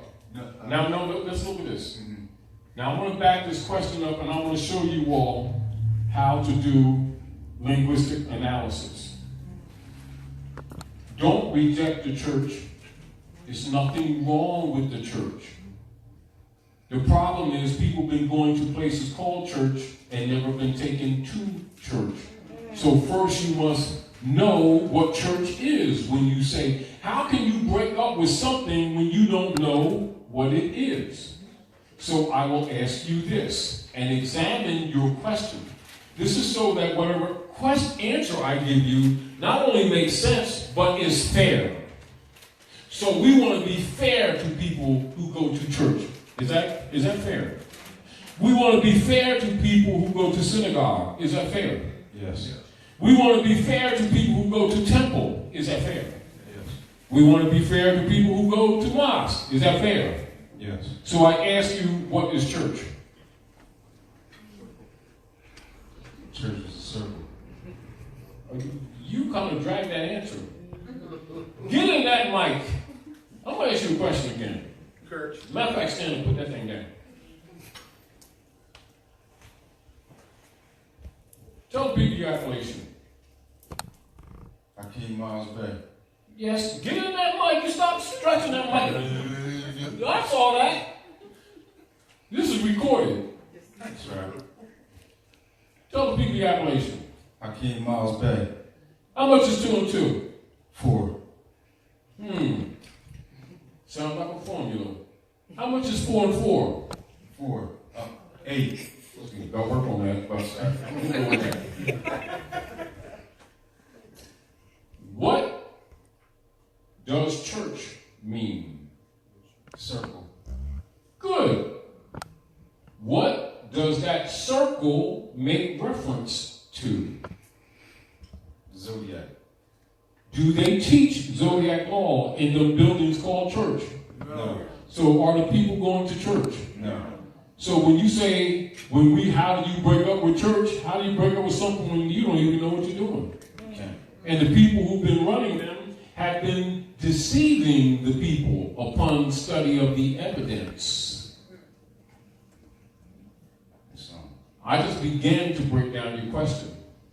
But I'm also saying to you why a lot of times when people ask questions and it seems that I'm long-winded, I'm actually answering their question because I know most people don't even know the question that they asked. okay.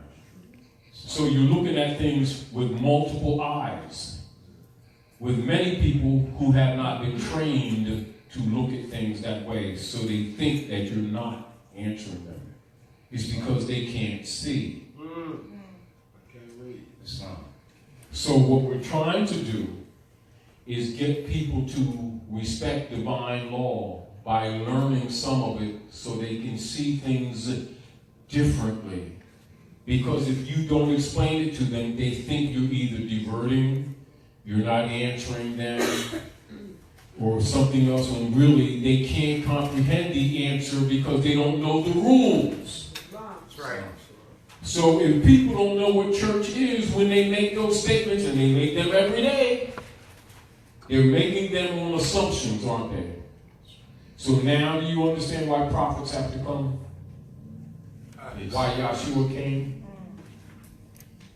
And others like him. While I woke up. People on social concepts. They did not pump religious belief systems. They were and are social reformers. Connotative linguistics. Are we clear? Clear. So let's be clear. When you see this, and a priest do that, what has he or she just done? That's a multiple message. True. Multiple message. I rule the earth. Other. The news giver. North. Right. Eat. East. Come on. West. South. Oh yeah. by charting the stars by an ephemerides, and he's a master priest and M.A. trained to do so. Because the wise men follow the stars. Believers follow what the dirty priesthood have been telling them. And they are being used. And such priests have been stealing the widow's pennies. Which is why they didn't like Yahushua, because he got with them. But they hide behind his name, don't they? As a matter of fact, because they hate him, they recall him Jesus. And there's no J in Hebrew, is it? No J in Aramaic, is it? J wasn't used in language through the 1500s, and then only solidly in the 1700s. But they tell them about ancient Jesus, don't they? That's right. So now, when people talk about the church, do they know what they talk about? No. No. And the one they called Jesus was Canaanite Moabite. And his grandmother was Ruth the Moabitess. And Moabite is the ancient name for Moors. They had hair like lamb's wool, skin like burnished brass. Do these people give honor to such people, or do they give honor to some Roman sitting on the wall and they lying and saying that that's Jesus? So, have they been to church? Nah, I ain't been to church yet. So when you ask the question, reformulate it. That's what I'm saying to you. I'm not rejecting your question, but I'm saying reformulate it. And when you come here to the House of Reawakening Mind, that's what we're trying to do. We're not trying to discourage people from whatever they're doing. We're saying whatever you do, be good at it. Whatever you claim, be true to it. All right. And above all, be true to yourself. And know what you're talking about. The major problem that we have collectively as a people, we do things and go places and get involved in things and don't know what the swell we're doing and talk trash and keep losing, which is why we keep losing. And I know it's uncomfortable for a lot of people because we don't like to see ourselves that, you know, we thought we was cool when we went to the prom, and then somebody shows us some pictures and show how ridiculous we look with high heel green sneaks and a tutu. At the time we thought it was cool. And it is not unlike when you begin to actually study the Bible, really, and then do the historical research on the Bible, which will lead you to the Septuagintas, Latin and Greek. And then when you do a research on that, then you go to the Book of the Dead. Then you go from that, you go look at the Sumerian text and ancient Lemuria, ancient Hittians. Then you start finding a repeated story with names changed to fit the game. Then you start recognizing, well, ain't exactly been honest, has he? But he's wealthy and he's been stealing the widow's pennies in the name of Jesus-ness. And nobody's called him to the table. And you worried about, and that's not personal, how did you break off from the church? You know, you ain't breaking off from church. Church will always be, because it's the great circle of the universe. Are we clear? Clear. The guy who stood in between you and that truth is who you want to break off from. How about that? That's on the pace. Now, if you want to reformulate your question, I'll answer that one too. Nah, you got it.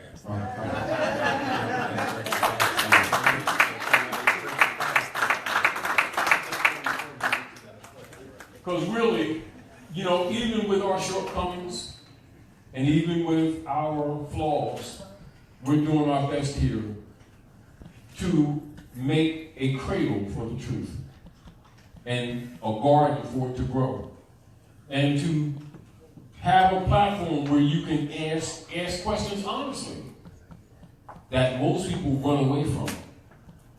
Because until we start being true to ourselves, we will solve nothing. Are we clear? Any more? Sister Mike. She can sing too. You notice how she hold that mic? You know, she didn't do this. You know, she did the two finger thing. I feel like Damn it. Stop singing now. that's all it is, get information. I feel like singing. I heard you say I mean, you know what they mean to Mike? It ain't this thing, you know. It ain't that stuff. There you go. Be truthful about where I am, which is, this is all very new to me. And I have a PhD, and it's in public administration and policy. And this is like all foreign information to me. I don't have any knowing about And yet it's with you, before you, available. Right. You just dig beneath the surface. Exactly. In saying that, I told my daughters as I was on my way over here, because my daughter was the one that brought me into this enlightenment, because we started out seeking information about being Native American, and in less than 30 days, we're here. Yeah. You know, and so... And even that's a contemporary constructed European term for diversion purposes so they can claim jurisdiction under the Bureau of Indian Affairs. Exactly. But you see, we kept moving forth. Yeah. And that's why how we ended up at this place. So I have a lot of things that I'm trying to do. We gotta, proclaim the name, this to that, and we're already facing all kind of challenges in that process. And the fact that you're even facing challenges shows you that somebody's trying to bury you. Right. Because there's two things. Like if somebody, like say somebody's in the middle of the highway doing a moonwalk. They really shouldn't be doing a moonwalk in the middle of the highway. Hey, that's not good. Stop doing that. Tapping. However, if you don't like them, you don't say nothing. Don't dance. Now, for all these people that don't exactly like what we're doing, why don't they allow us to make fools of ourselves? Why so much effort to stop you on this path? There you go. Why are they angry for you finding knowledge? Shouldn't they be happy? And if you're having lunch, get some more of it because you ain't. Do you understand what I'm saying to you? I do. There's not a hole in my lunch bag. Not anymore.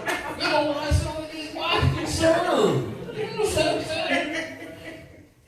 So I guess Go ahead, stand on mic, please, because people listen to you around the world. Okay, my question is, because I also just had started a 501c3, and I looked at some of your videos. Yeah. Oh, now, hold on. Don't lose your question.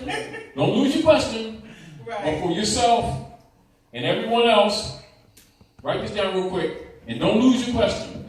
Lyndon Baines Johnson helped knock off John Kennedy for countering the coup d'etat of 1861, that's at the bottom of this crap, to restore Article 1, Section 10, i.e., United States and its Constitution and its Republic having gold-backed financial system in honor and integrity according to constitutional principles. And he was knocked off. That's the major reason. Other reason. Lyndon Baines Johnson, to control persons who are commonly known as marching, praying, Negro leader, overseer guys, most of whom, the 32 and 33 degree Masons, have been taken to the mountaintop, which is the symbol of the great seal of the Moorish nation, with the eye of Allah over it, which you'll find in the Library of Congress, because that's what that is, the eye of Allah on that great seal that you see on the back of that note. Yes. He set up the 501c3, shut your damn mouth agreement for Negro preacher guys to get a tax exempt status and tell the people came from Jesusness for teaching the word. And that's really their kickback, so it doesn't look like a kickback for controlling Negro marching leader guys under the name of religious tax exempt conditional system. With the agreement that they won't talk serious politics. Are we clear? And if they start talking serious politics like we're talking right now, they will remove their tax exempt status and start taxing. Hold on, now if this is religion, don't need no daggone certificate because isn't there a separation of church and state? No. That kind of shows that there isn't and wasn't. Because it's controlled by the Crown Temple Circle Church.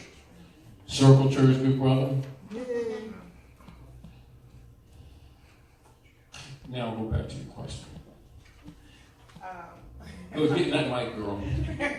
I I didn't. can see you saying. No, I Go didn't. ahead. I guess my question is, What do we do? Yeah, now, I know. because I've already, I created a curriculum to respond to the needs of Moors and addiction. All right.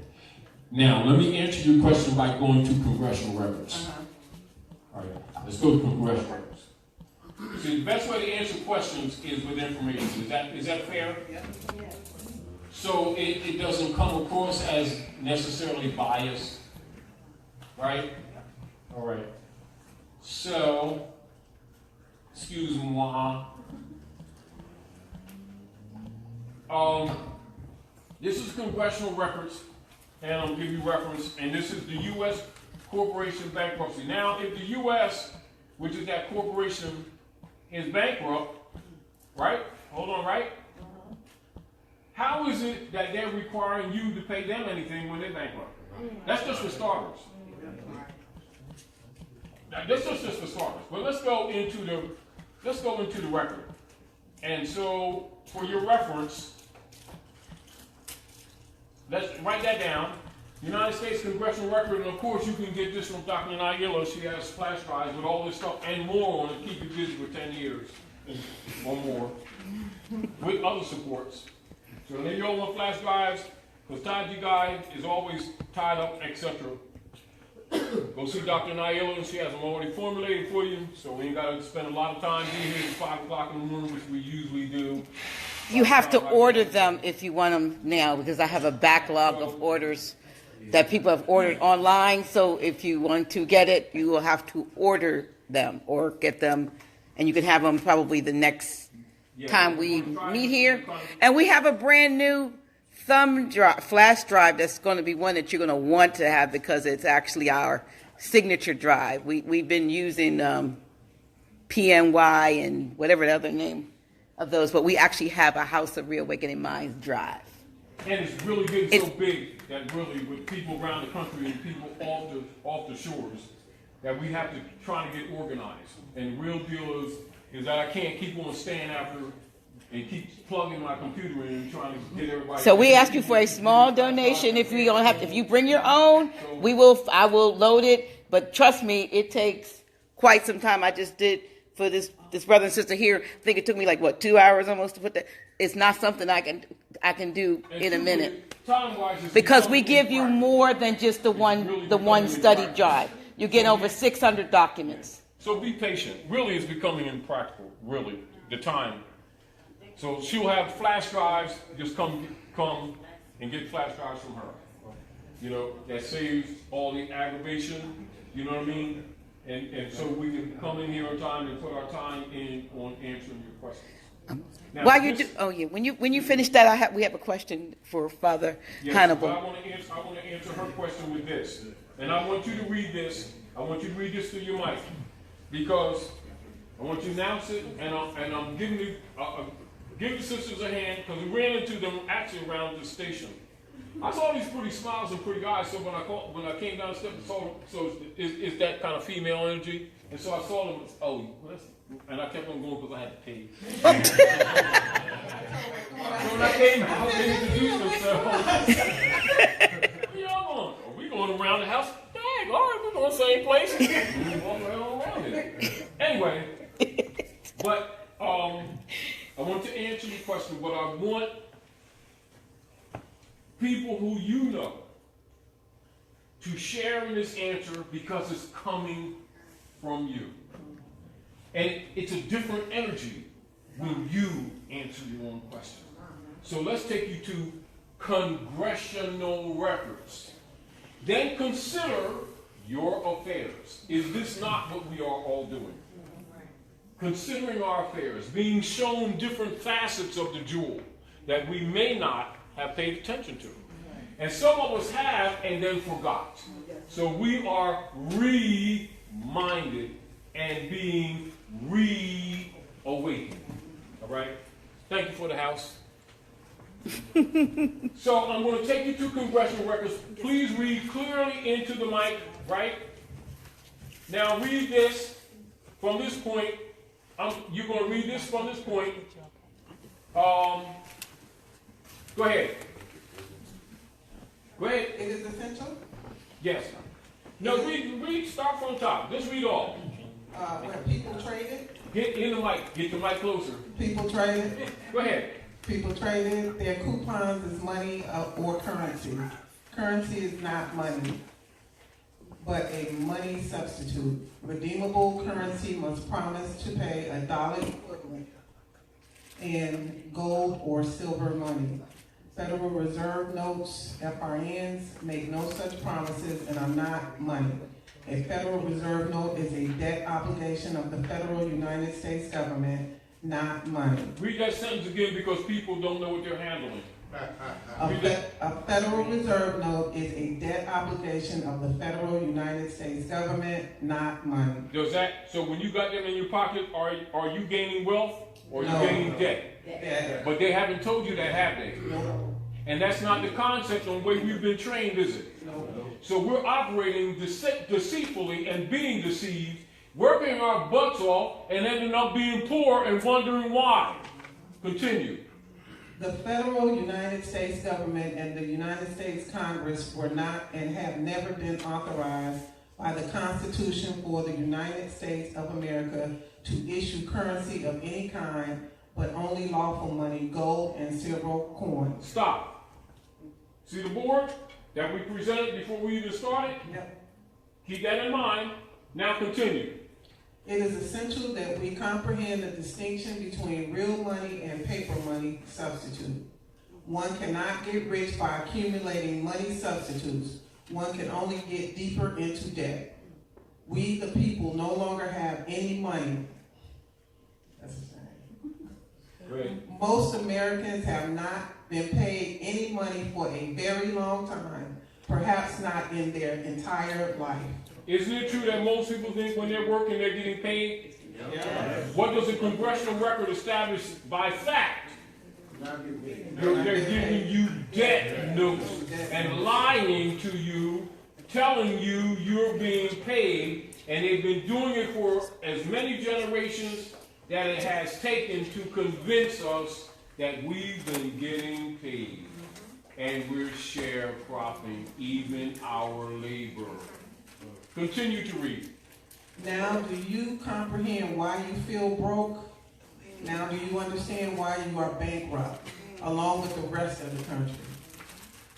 Federal Reserve notes, FRNs, are unsigned checks written on a closed account. Stop. How many people know that them notes they have in their pocket are actually unsigned checks?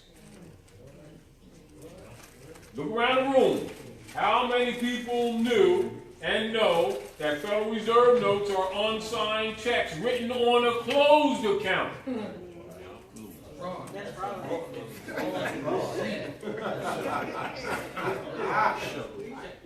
This is congressional records.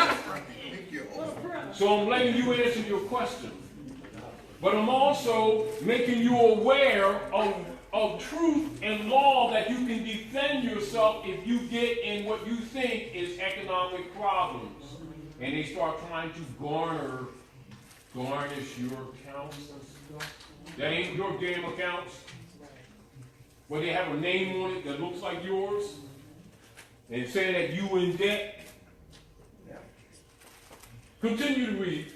FRNs are an inflatable paper system designed to create debt through inflation, devaluation of currency.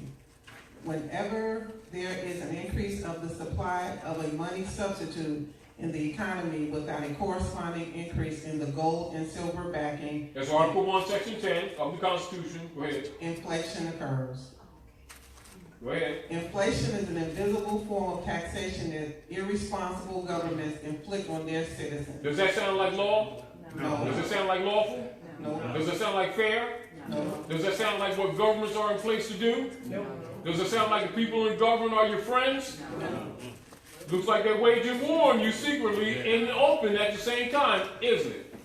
Is it any wonder why certain communities can be targeted, gentrified, and robbed in the name of law that's not law?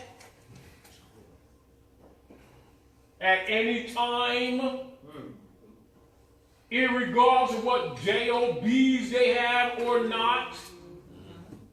Continue to read, sis. The Federal Reserve Bank, who controls the supply and movement of FRNs, has everybody fooled.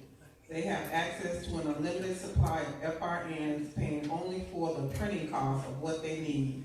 FRNs are nothing more than promissory notes for U.S. Treasury securities, T-bills, a promise to pay the debt to the Federal Reserve. So they've been having people paying mortgages with promissory notes and then using a promissory note that they have you sign to hold you liable to a debt that you never had. So even the mortgages and the foreclosures are frauds, aren't they? Yep. And the fact of it is they know that when you transfer those instruments to them that already belong to them, that you're not paying the debt, so they can foreclose at any time when they feel like it, can't they? And you be sitting up there arguing about, I made my payments. And they can target certain people and certain communities at will with all their salvation going on, can't they? So we got to change this, don't we? And you change it with consciousness, don't you? And consciousness comes in degrees, doesn't it? And awareness, doesn't it? So I'm letting you answer your question. Continue to read. There's a fundamental difference between paying and discharging a debt. To pay a debt, you must pay with value or substance, i.e. gold, silver, barter, or a commodity. With FRNs, you can only discharge a debt. You cannot pay a debt with a debt currency system. You cannot service a debt with a currency that has no backing in value or substance. No contract in common law is valid unless it involves an exchange of good and valuable consideration. So now you see common law, don't you? So they're telling you what the real law is, don't you? But they don't go around teaching people common law, do they? And when people bring it up, like the House of Reawakening Minds, trying to divert your attention from what's really going on so they can continue to screw you, pretending to be somebody they're not. Continue to read. Unpayable debt transfers power and control to the sovereign power structure that has no interest in money, law, equity, or justice because they have so much wealth already. Now you see the barristers and the bankers who are really what? Attorneys and members of the Circle Church in London who own the United States Service Corporation that they've been fronting as a country, which is bankrupt, and they're using governmental authority that they do not have with a people who don't know what government is, who are under occupation and think the U.S. is a country. See why we're here in the House of Reawakening Mind? See why some people get upset? And stop that. And the trolls come out. I thought Uncle Stillskin was asleep. Damn, he didn't follow me. What the hell? Go back, sis. Read on. Their lust is for power and control. Since the inception of central banking, they have controlled the fate of nations. So they don't want to talk about nationality, do they? No. Because they've been controlling the fate of nations. They've been acting as God with the people who don't know civics and government. And then try to act out to lunch when you declare your nationality like, what you doing that for? That's confusing. I don't understand that. We've never seen nothing like this before. Our papers don't support this, and the typewriter don't type this way, and all that kind of stuff. This congressional records, keep this in mind. All right. Get the mic, get the gun, sister. You gonna do this? The Federal Reserve System is based on the canon law. Oh, what's the canon law? Sound like the Pope to me. And the principles of sovereignty protected in the Constitution and the Bill of Rights. In fact, the international bankers use a canon law trust as their model, adding a stock and naming it a joint stock trust. So these people need to know what a joint stock trust is, and so they need a forum like this where these things are studied and shown to you, because most of them don't know that's how things are run. But will they let you do that? Read on. The United States Congress has passed a law making it illegal for any legal person to duplicate a joint stock trust in 1873. Wonder why they did that. They didn't do it, but why they don't want you to do it? Because they're stealing your birthright and they're setting up a political system to do it under the guise of government. This congressional records, keep this in mind, sis. Continue to read. The Federal Reserve Act was legislated post facto. So we need to know what post facto is, don't we?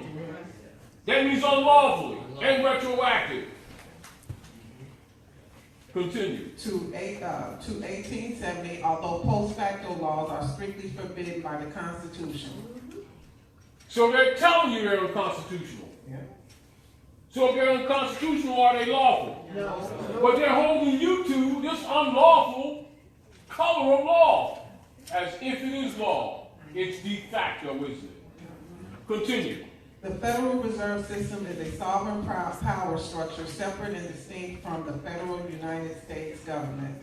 The Federal Reserve is a maritime lender and or maritime insurance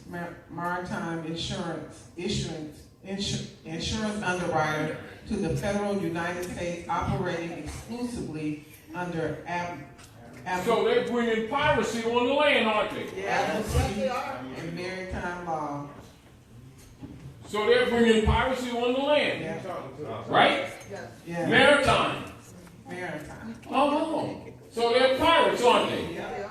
Continue. The lender or underwriter bears the risk in the maritime law, compelling specific performance and paying the interest or premiums are the same. Continue to read. Assets of the debtor can be hypothecated. So our people need to know what hypothecated is, don't they? Yeah. Now let's back up. Let's back up. What you're doing is answering your question, but you're answering it for a lot of people who are listening and answering some questions for others who don't even know what to ask because they don't know what they're dealing with. Read carefully, read sharply, read solidly, and read to the backbone of the spirit of it to the people. Assets of the debtor can also be hypothecated to pledge something as a security without taking possession of it, as security by the lender or underwriter. The Federal Reserve Act stipulated that the interest on the debt was to be paid in gold. There was no stipulation in the Federal Reserve Act for ever paying the principal. Which means it's designed that you'll never pay the debt. It's in perpetuity. So it guarantees they get all your gold and you're still in debt and they never gave you anything. The whole position from the door was to rob us of our gold under the Spanish Inquisition disguised in government. Continue to read. Prior to 1913. So what does the word prior mean? Before. So 1913 is an axis date, isn't it? Yes. So we ain't talking about ancient Egypt, are we? No. We ain't talking about the Middle Ages, are we? No. We ain't talking about George Washington's day, are we? No. We're talking about contemporary historical fact. Read it, sis.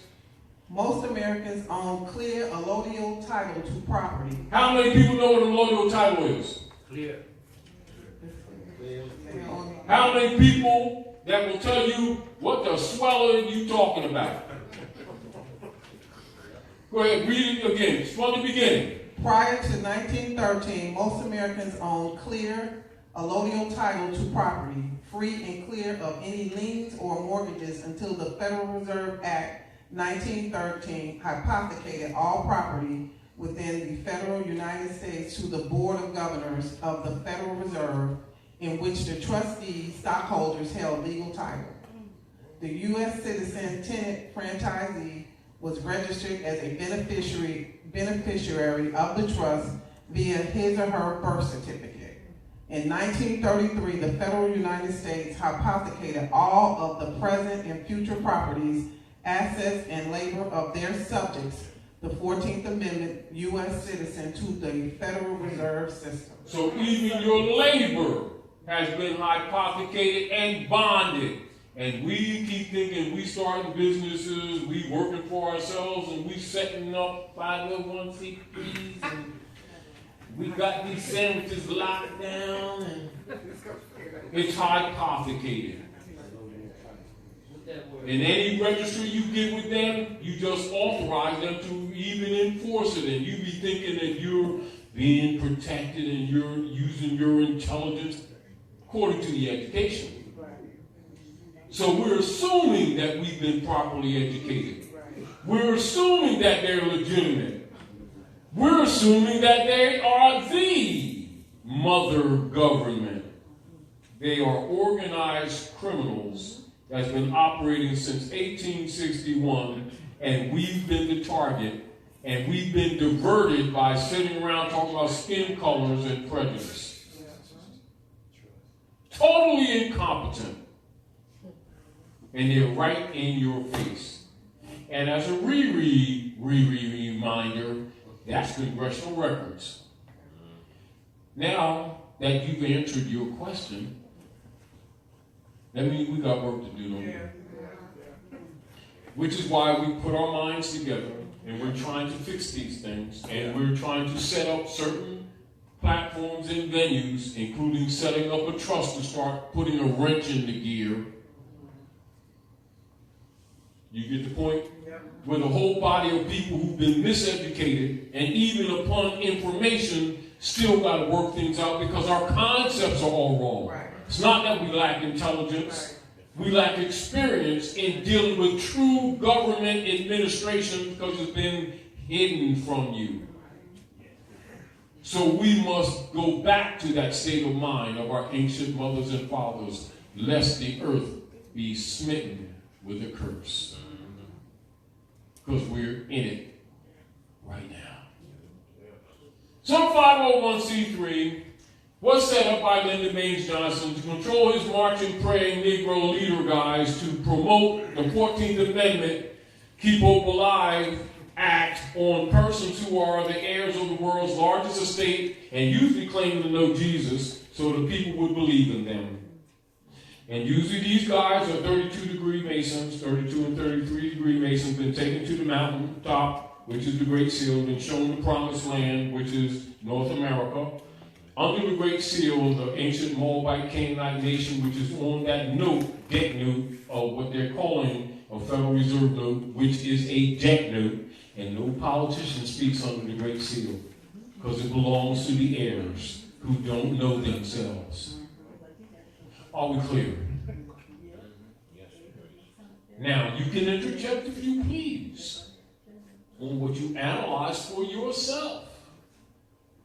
So, for all the energy that we've been putting into anything that we've done, whether going to mosque, temple, church, synagogue, wherever club we've been going to, whatever we do, we have not put enough energy into fundamental civic organizations that preserve and teach governmental principles that the people may preserve their lost and hypothecated estate.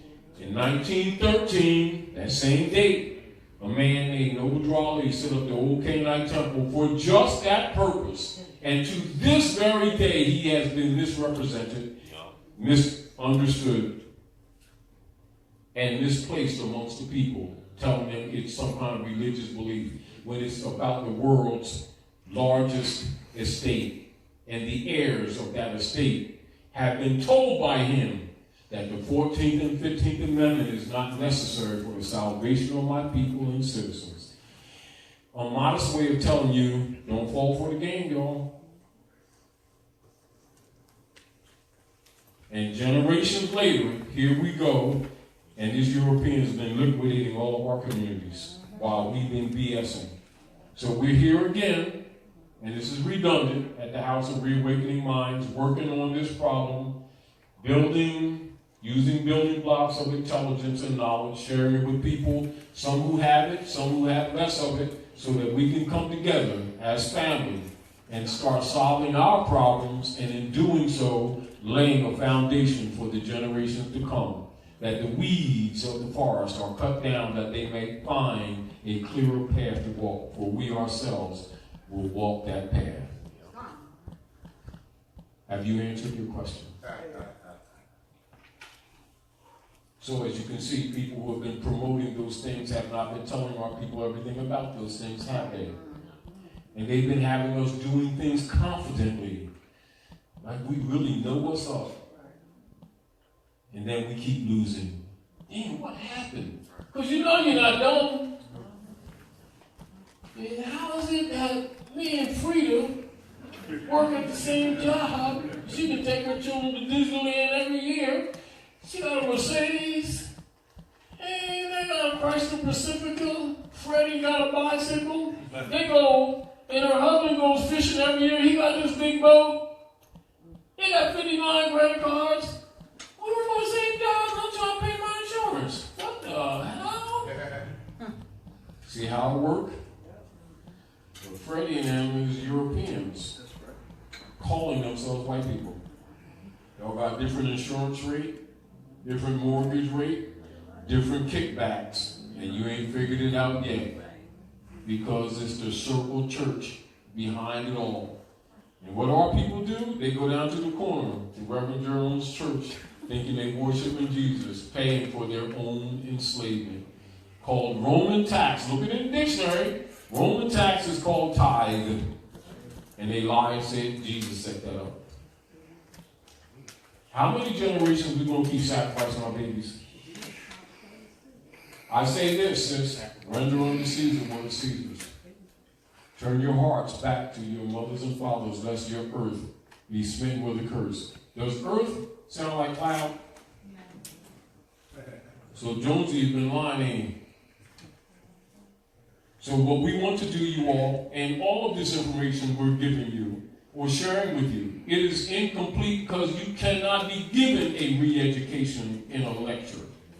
You're given keys with discernment and encouraged to take notes, to study, and to study, and to study, and to share, and to sharpen swords, and to learn semantic linguistic, connotative linguistics that's been put on you by the day, which I demonstrated with you. In order to clarify your thinking, you must be retrained into critical thinking, but you must know etymological principles in order to do so. Are we clear? We'll get into that some other time. But anyway, I will thank you. Give a sister a hand for helping us you all.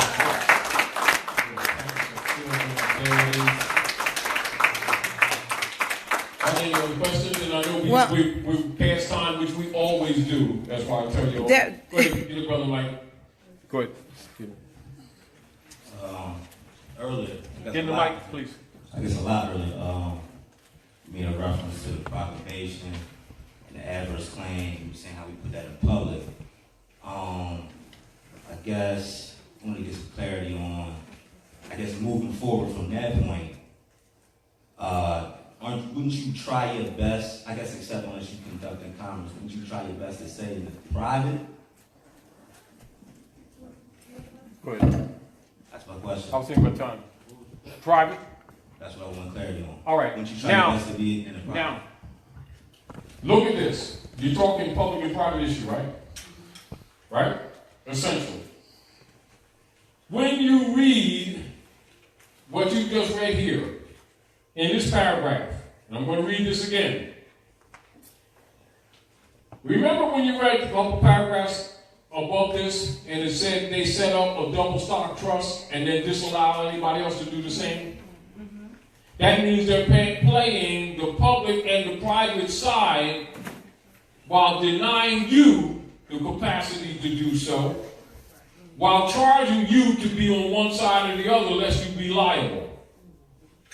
Then taking your private property for public good without compensation, without telling you that, making you think that you own things when you're sharecropping and you're really a tenant thinking you own stuff, and they've hypothecated, and all the instruments that you have trusted thinking it belongs to God and Jesus and everything, like marriage certificates and everything, is the Pope claiming the womb and the seeds or the eggs in the ovaries of women through the birth certificate, and declaring the children slaves even before they're born. They're born in sin. And it ain't got a damn thing to do with no mystical devil. With the help of Reverend Jones down the corner, who they think love Jesus. That's congressional record, y'all, if y'all can read really. And they've hypothecated all of your rights, including your labor. Did they tell you that? And then if you're claiming to be public and private, thinking that you have to register something with them? No, you put them on notice. I am that I am. I declare reversion of my estate, and I make it publicly known. You can say what you want to say, Freddie Jones from England, who's not American, with your fake government, pretending to be constitutional when you're private kingship oligarchy, talking about I got to register something to you. Oh, you jumped me because I'm just by myself? Well, I'm making my family conscious, and we're going to come together again in consular principle, reestablishing the platform by which we're supposed to have been communicating in the first place, that the Dutch, German, Dwight D. Eisenhower shut down in 1954 and put his Negro marching leaders out there in these civil rights crap of 14th Amendment with monkey laws, telling these people that they're citizens. But you think we never see through that? So when you're talking public and private, we better know what we're talking about. Because the public and private issue begins right here. They've taken your private property, put it in a public venue, bonded it, and then denied you the capacity of doing the same so you couldn't protect yourself. So when people start these UCCs and everything else and talk about you making a claim, no, you are not. They're buying time. So I say to you, set up a trust, declare your nationality, be a proper person, and put it out there. You don't file it with them, you put them on notice. That's called an adverse claim. We got to go, y'all. Anyway, thank you all for supporting the House of Reawakening Minds.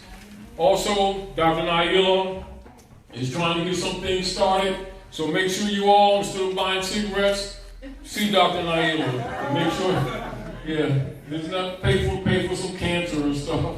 You know, help her with the house, because the sister has made many sacrifices, and you already know when you tell the truth, nobody likes you. That's right. You understand? Well, she's making this platform available for you all. Support the platform. Good night. Thank you for coming. Anybody wants information, flash drive, go see Dr. Nailah.